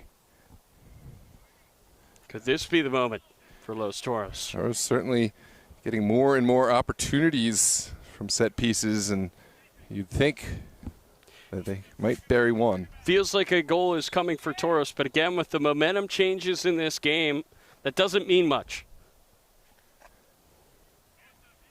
Yeah, obligatory conversation here. You know that it's going to get a little bit chippier, a little bit more physical as teams try to keep their season alive, finding any kind of advantage. Here's Castillo's ball. Castillo sets it in. It's loose in the box. Alves tried his best to contort his body and take a shot, but he could not. That's Mahoney taking it back. Uribe then gave it right over to the Heat. Ferguson plays it over to the far side, but there is a whistle. Arco went down, got the call, and that allows the Heat to clear their lines. Big ball up top. He looking to play off their number 9. Doesn't pan out this time. That goes out of play, and Ferguson has won a throw. So, again, like we were saying, Los Toros with the momentum, but they have to be so careful, Noah. We've seen the danger of this SCU team coming up from Colombia. Much shorter trip than Los Toros coming down from Nova. Yeah, we heard it's not quite as much shorter as we thought, 3 hours allegedly, but yeah, certainly a slight advantage in travel. That's going to get knocked back. Alves pressuring.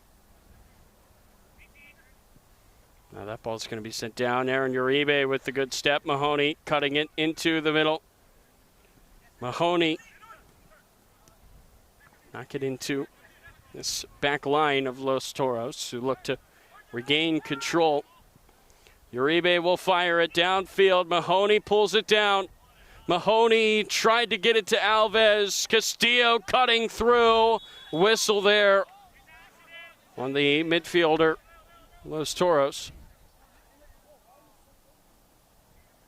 Yeah, coming together of the players, but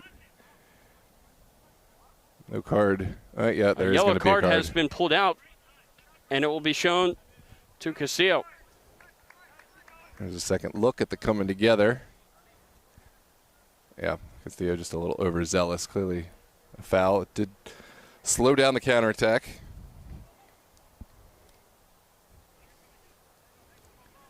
Last week's hero now on a yellow.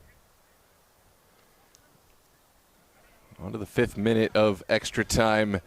No differentiation between these two sides here in the round of 32. SCU Heat will send bodies forward with this set piece in their own area. And now a ball has entered the playing surface from the field to our right. That gets dealt with. Ball will be sent forward, headed down. And that's Wente, just no nonsense out of play.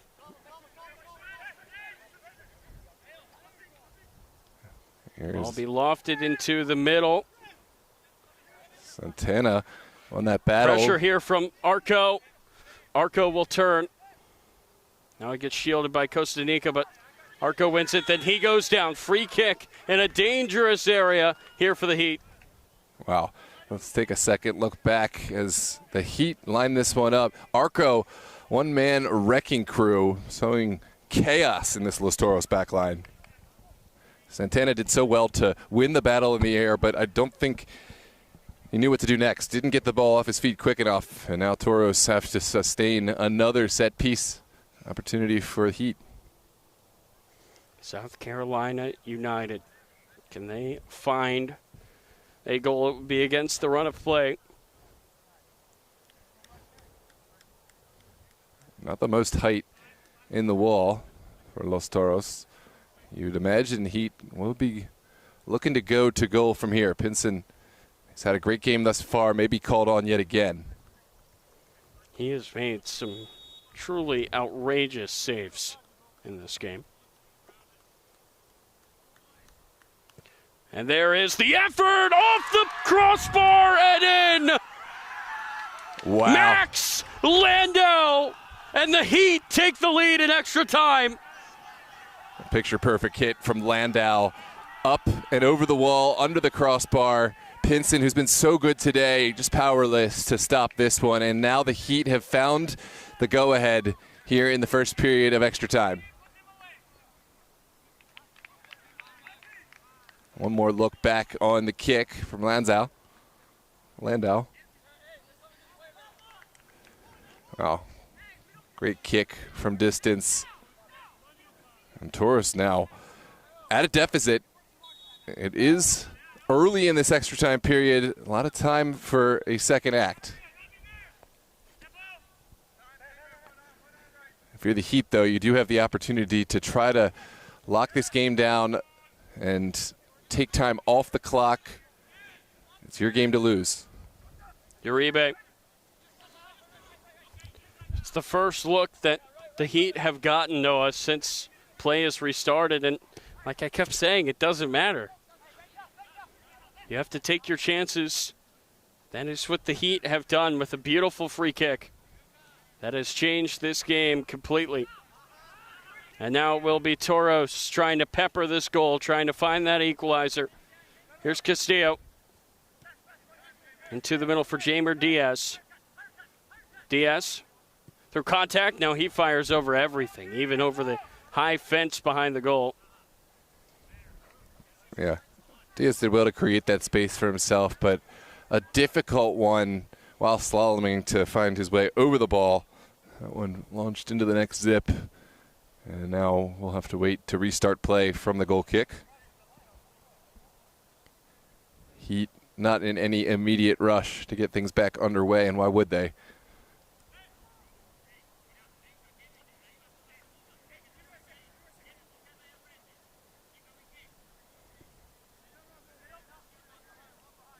Well, one in the midfield, but no second act. Toros have to try to find a way to lock this in. Heat would love to keep this on the ground and knock some touches around. It is a smaller field, so that makes it a little tougher to find space to work with.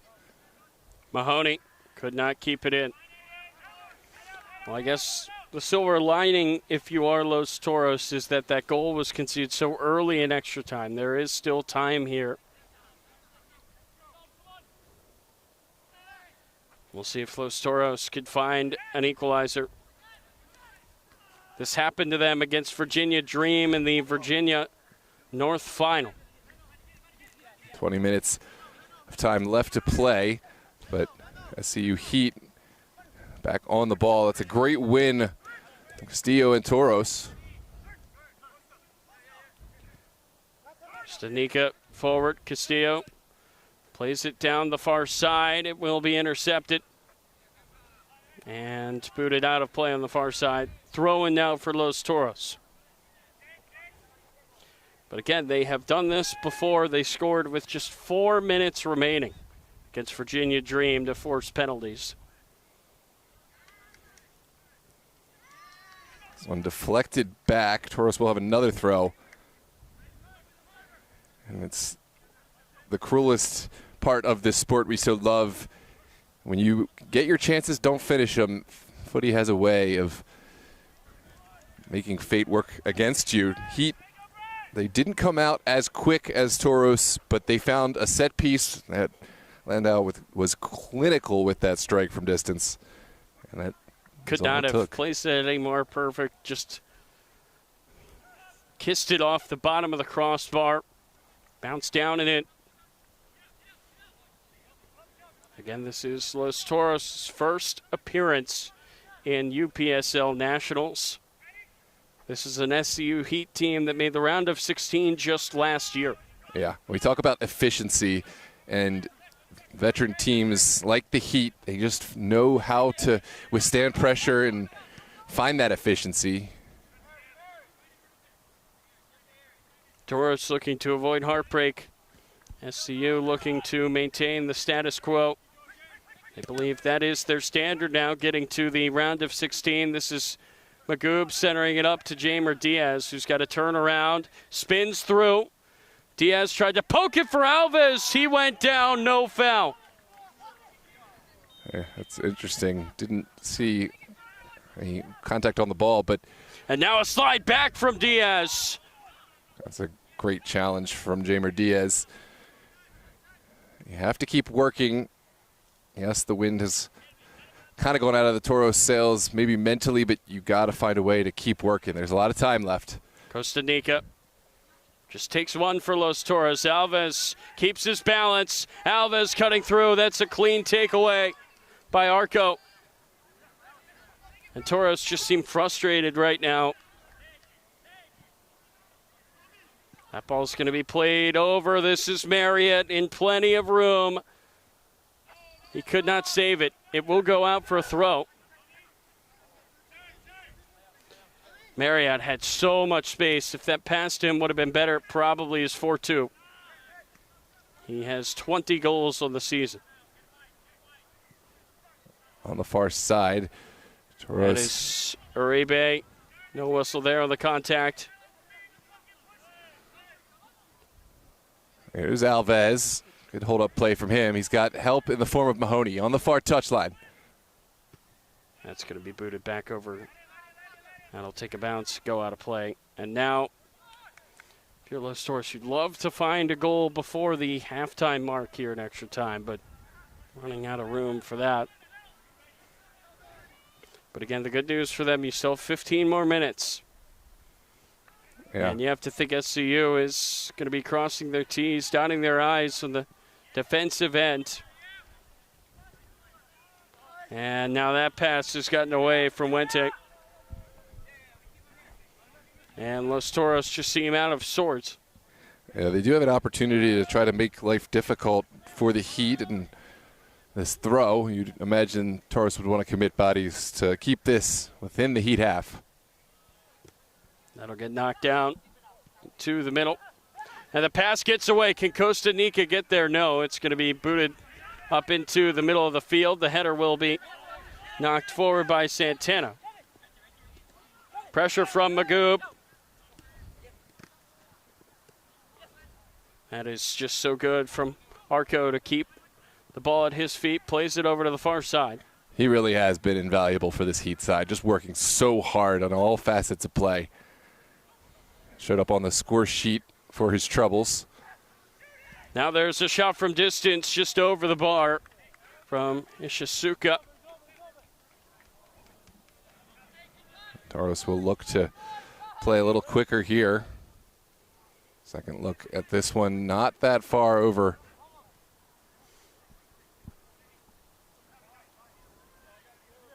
Here comes Uribe.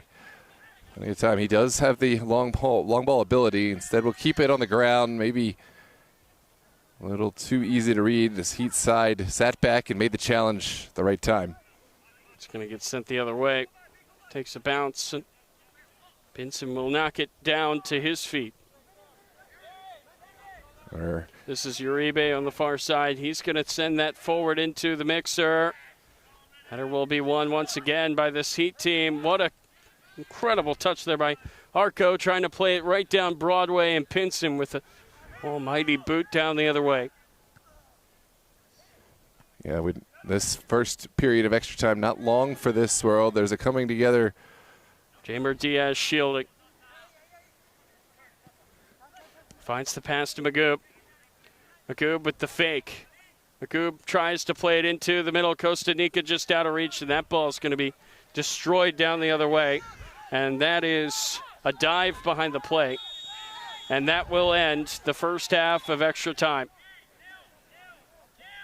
Well, there is some consternation off the ball. Costa and one of the Heat players involved. We'll see if there's a second look. There was contact.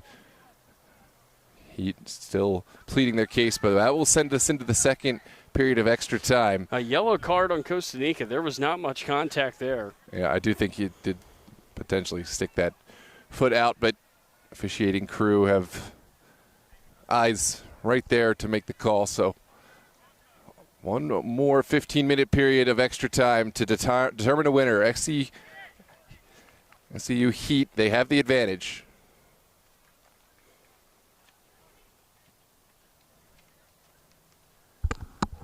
Certainly a match that has been chippy at times. Perhaps we will see the most physical portion of this match to be played here in this final 15 as TOROS desperately try to find a way back into this game. SCU Heat, they are prepared to defend their lead to advance to the round of 16 yet again. Fell to Kalanji Pro Profile in last year's UPSL national run. They'd love to have a second opportunity to go all the way.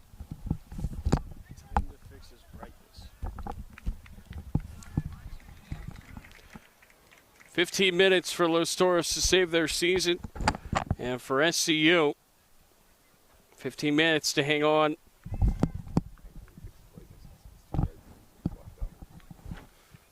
This would be an incredible win for SCU. It's so hard to get to the round of 16, and they will now have done it twice in a row, Noah. That is so impressive if they can hang on here. Yeah, this is a grizzled side that it's hard, not hard to see why they have been unbeaten in so many games, why they've had a perfect season, and why they might be making a return to the round of 16. Still have some work left to do.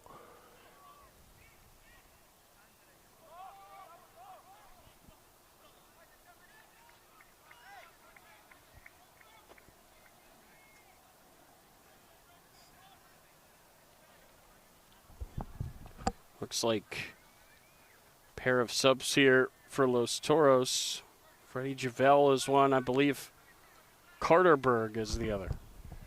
Yeah, there's some players to bring new life into Los Toros, bring some fresh legs. Freddie Javel, an attacking player with electricity. Carterberg, likewise, his work rate is second to none. He was out with injury for a good portion of the last couple months. It was leading the team in goals prior to his departure. The question will be, what form is he in? Is he ready to help his team try to salvage their season and make something happen? We will see.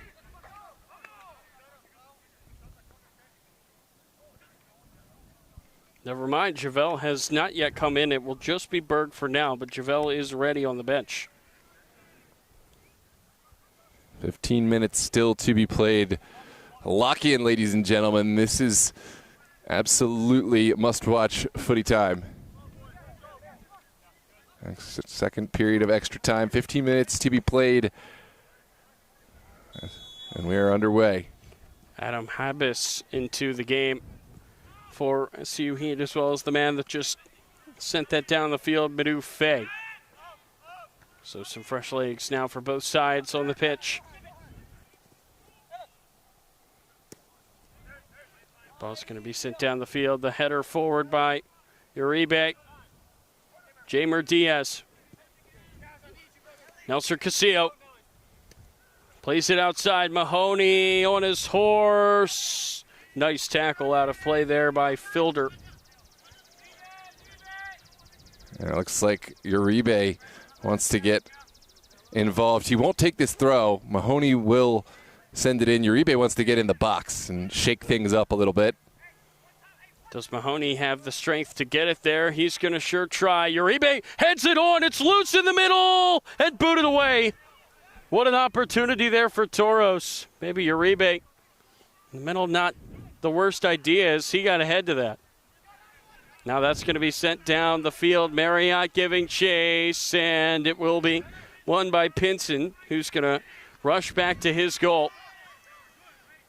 Yeah. Get poked away by Jamer Diaz. Marriott now chipping it back. That's going to be played over the top. Not fully dealt with. Toros have to commit bodies back. This is perfect for the Heat because they don't need a goal. Possession just as valuable at this point, and they will continue to hold the ball. That's a wise side. Keeping this one, oh, that's not the touch the Heat needed. And then it was sent the other way behind Alves. Now played downfield. Flag went up for offsides. Didn't matter because Pinson recovered it. All right, now Uribe will take what is given. Looking for the big ball. We'll look to play it over to the far side. It will be headed out of the stadium. Will be Los Toros ball. Can they find a goal? Tie this game back up.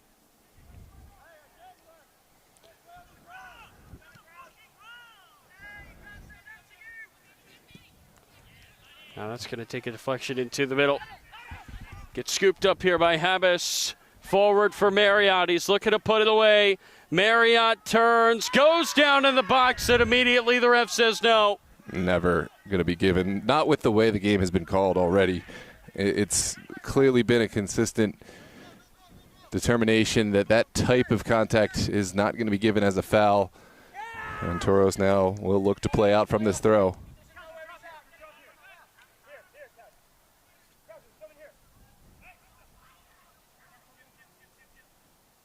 That'll get played into the middle for Pinson. Down the field it goes. Berg, what does he have in the tank? Just back from injury. He's going to pull it down. Tried to loop around. Look out. He ran into the fence and hit his head on the pole. Yeah, you couldn't ask for more. Oh, no. From Berg. He just left it all on the line. And his brother has already been subbed out with a possible head injury. This is not what you want to see at all, as Berg went crashing into the fence. Ooh. Tough contact, but Berg's back on his feet and will continue to play. That contact not being given either way today, and SCU Heat able to marshal over the end line for a goal kick.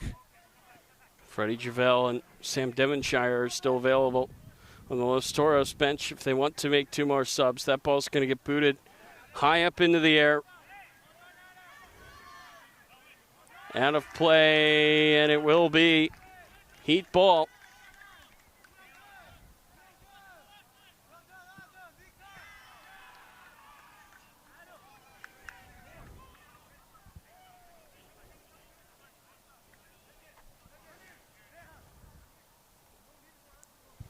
Down the line. Where is this offense going to come from for Los Toros? That's the question. They have had so much of the ball since we restarted things in the 73rd minute. As Berg sends that out of play. It'll be a throw here for the Heat. They're not in any rush to take it.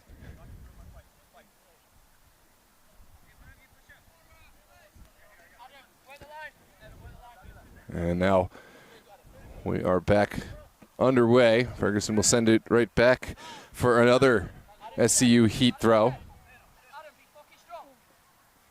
That'll go down the line. Uribe, bit of pushing and shoving there from Abbas. 10 minutes left to play. Toros still at a deficit. They're going to send everyone forward here for the set piece. Pinson putting his foot through. It's going to get headed straight up into the air. Who is going to come down with it? Jamer Diaz, poor touch, taken away by Arco. Arco still has that speed, looks to play it back across. He connects with Marriott, who fires! Want to put it away, but instead he put it just wide. Wow. Marriott is a real threat, especially in transition now that Toros have to commit forward.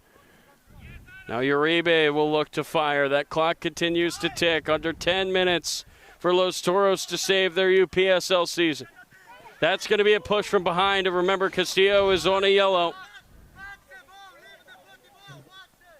It's going to be a set piece here right at midfield. Heat will take this opportunity to get bodies forward. And, of course, you expect this to potentially go on the ground. No, they're going to send everyone forward. No-nonsense approach. Landau getting under it. Will go out of play on the far side, and that is A-OK with the Heat.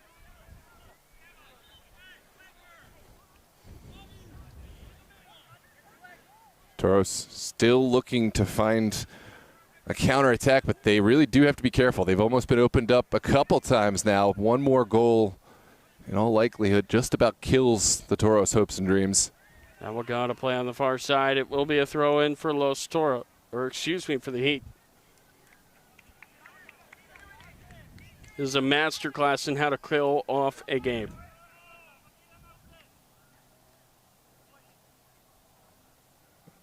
And here we go. It's right down the line again. Multiple teal shirts there, and it's given in favor of Los Toros. Santana going to just leave this, and Pinson will send everyone forward.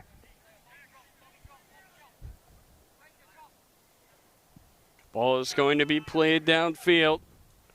Burke tried to head it on. Martinez. Now it's just going to be sent down the other way. Pinson will play it into the middle. That's Marriott to put it to bed. His second of the game, his 21st of the season, and the heat is on.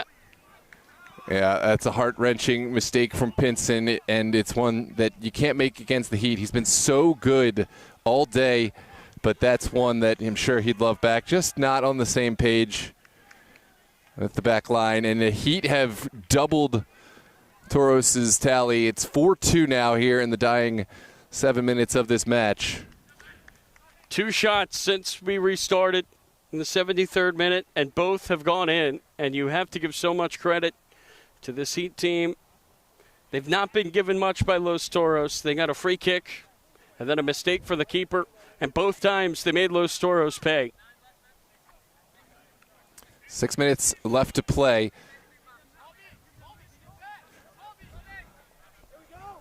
What is next? Toros, obviously, the chances are slim, but this is sports. Never say never. And now it's going to be taken away yet again. Marriott playing it over to the far side for Arco. Gets headed on, chasing it down is Fay. Fay cuts inside and nearly skipped it past Pinson. It got cleared off the line by Nelson Castillo. Wow, incredible from Castillo to keep whatever glimmer of hope Toros have still in this game. And you think back to all those times that Pinson bailed Los Toros out early in that second half. You feel for him. That's a brutal mistake. Arco dancing through. Arco fires it wide. Yeah, for all his work today, deserves a better finish on the end, but even still, it does take some time off, so SCU not all that disappointed. A poacher's goal for Marriott. And now Jamer Diaz will play that back and out of play. Yeah, it's got to be some fatigue, mental and physical. There's a player down for the Heat. And we'll see to it that he gets the medical attention as the dying moments of this match are upon us. Los Toros, they led twice in this game, Noah. They had their chances. Well, they had a lot of the ball. Did not really have many chances down the stretch. Yeah, they started the better of the two in this extra time period, but could not convert. And the Heat, to their credit, have been absolutely clinical on the opportunities given their way. And on the defensive side, they have not allowed much from Los Toros. Castillo looking to play this downfield. Arjun Wente, long way to go. Wente fires to the back post. It gets headed in, and Los Toros have one back. Wow, we got a ball game. That's a great cross. That's and Stanley Alves with the goal in the back post, and it's 4-3. game on. And the Heat were celebrating after that second goal, and now they have to lock back in. There's a look back at the big ball across. And the finish from Alves. Credit to Wente. He put this one on a dime for Alves. You said it. You never know in sports. They needed to get one back to give themselves a chance. They now have one. And now how important is Nelson Castillo's goal line clearance? Wow. That just got a whole lot more interesting. 3 minutes left to play, plus whatever stoppage is given for the injury. There is time remaining. This game is not over. That gets headed on from Alves. Mahoney tried to find Alves. He does have it at his feet. Plays it over to Ferguson. Ferguson across. It gets headed high. Takes a bounce. Out of play. A throw in for Los Toros. They wouldn't, would they? Wow. And now a sub from the Heat to try to stop the momentum. That's a smart sub, Noah, from South Carolina. Yeah, absolutely. I think Coach is looking to change the energy and reinvigorate his team with some now fresh the legs. refs are waiting for the sub. And now they're going to say no sub.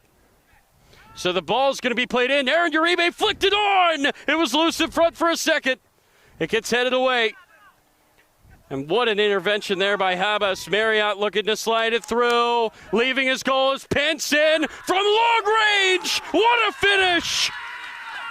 Habas puts it away for good.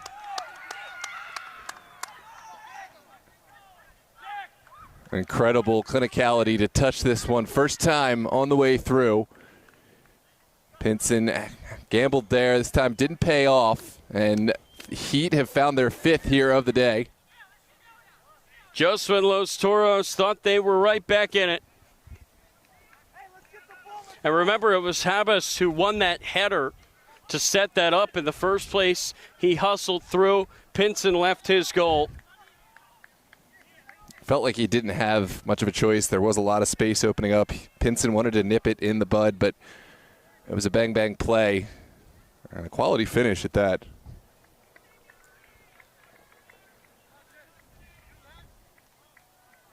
Wow. What a match. 8 goals between the two sides. 8 hours, it feels like, of time from start to finish. And it looks very much like SCU Heat are one step closer to the round of 16 in back-to-back seasons. There is that sub that Heat were looking for a moment ago. And they're really taking their time as they're right. We're into the final minute. And again, you just feel for Pinson, who had such a great second half. That gets headed into the middle. Berg nearly had a immediate response.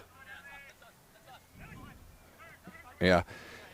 It's the natural consequence. When you commit forward, you get lots of chances, but you can be opened up at the back. Toros. Now Berg gets taken down. That will be a foul. There's a set-piece opportunity for Costa on the near side. Kostanika fires. It gets headed high and headed out. Will be a goal kick. Felt like for a second there, Los Toros had an opportunity, Noah. Yeah, it was a good service from Costa. Alves went to attack it, but found himself just underneath of it. Couldn't contort his head up over the ball, and now it is a goal kick for the SCU Heat.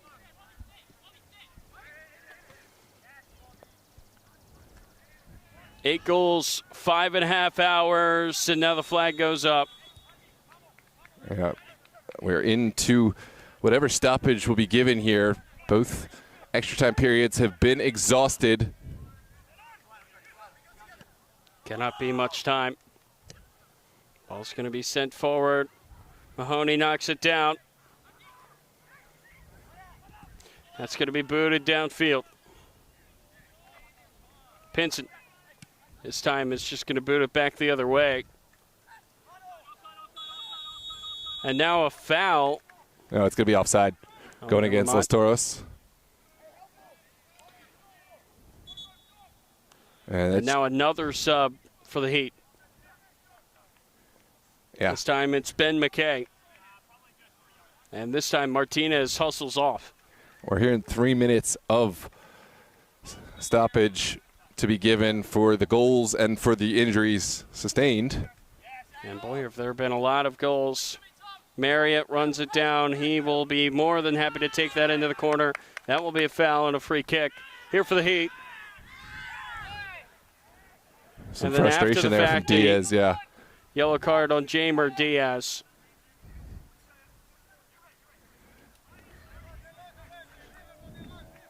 And frustrations for Los Toros. And now another set piece to take some time off the clock and seal this one, put it to bed for the Heat.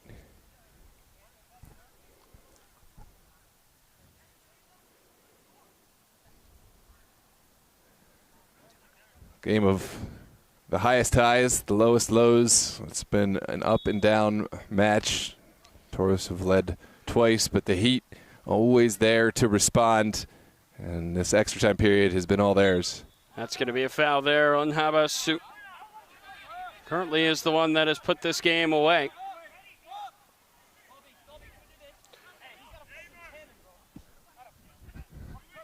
Ball's going to be played forward.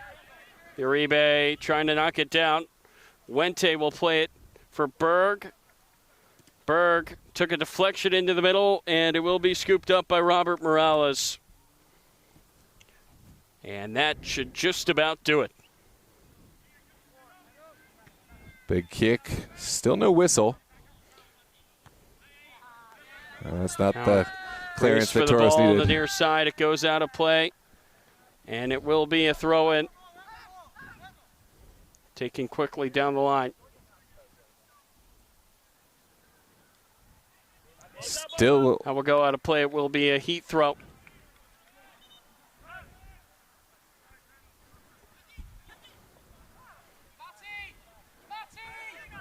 Final moments of play here in the round of 32. That'll get played into the middle for Wente.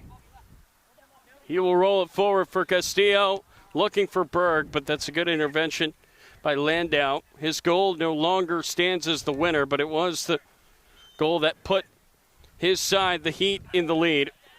Alves goes down. Out of play it goes. Throw in for Los Toros. Berg sees something he likes. Here's Wente. He cuts it back. Wente will have to fire it off the post. That would have been some goal. Game of inches. You wonder if Los Toros would have had enough time to find a goal. Now Wente just mishit that one out of play. But my goodness, was he close to scoring a spectacular goal. And there is the final whistle. The Heat. SCU Heat. Back-to-back trips to the round of 16. And after the restart, after the rain, their fire was not put out at all. They score 3 times in extra time, and they take it 5-3. Wow, what a match. Again, it's been an up and down ride for both sides. The Heat, they found themselves at a deficit, but true character. They were able to bounce back, find the response both times, weather the literal storm and the delay that went along with it. And despite a slow start in extra time, they found their footing and were able to knock past 3 more goals to find this win here. And it's no surprise that they are in a return trip to the round of 16 here in the UPSL National Playoff. You feel for Pinson, who was incredible. He honestly kept Los Toros in this game. If not for him, this game does not get to extra time, Noah. And then 2 mistakes from the keeper for Los Toros maybe proved to be the difference. Yeah, and the second one, yeah, I mean, it's a mistake, but I can understand. It's less of a mistake and more he was forced into a really difficult situation coming off his line. The first one, it was kind of a lose-lose. The first one, he's been playing fast, and he's been playing as an outlet for his team to help quickly play things. But that time, just not on the same page as the back line and punished. And in the end, SCU Heat will advance. Congrats to them, by the way. You have to give them a ton of credit with, 4 shots maybe since we restarted in the 73rd minute. One of them cleared off the line, and the other 3 found the back of the net. Absolute efficiency. Yeah, this is a class side, and we wish them the best of luck as they continue their journey. They will play the winner of, I believe it's Georgia and Tennessee. Kalanji Pro Profile was the side that knocked them out last year, so they would love a second go at Kalanji Pro Profile. We'll await the update. Stay tuned to figure out who will have that match broadcast for the next round. Probably not us, but we have really appreciated having you with us here on DMV Sports Media for the UPSL National Round of 32. I'm Noah Walker. He's Tyler Lochte, and we want to bid you adieu. Feel free to stick around, subscribe, because we will be posting extended highlights on the channel. Check out the Instagram for short form and highlight content, DMV Sports Media. Thank you, and have a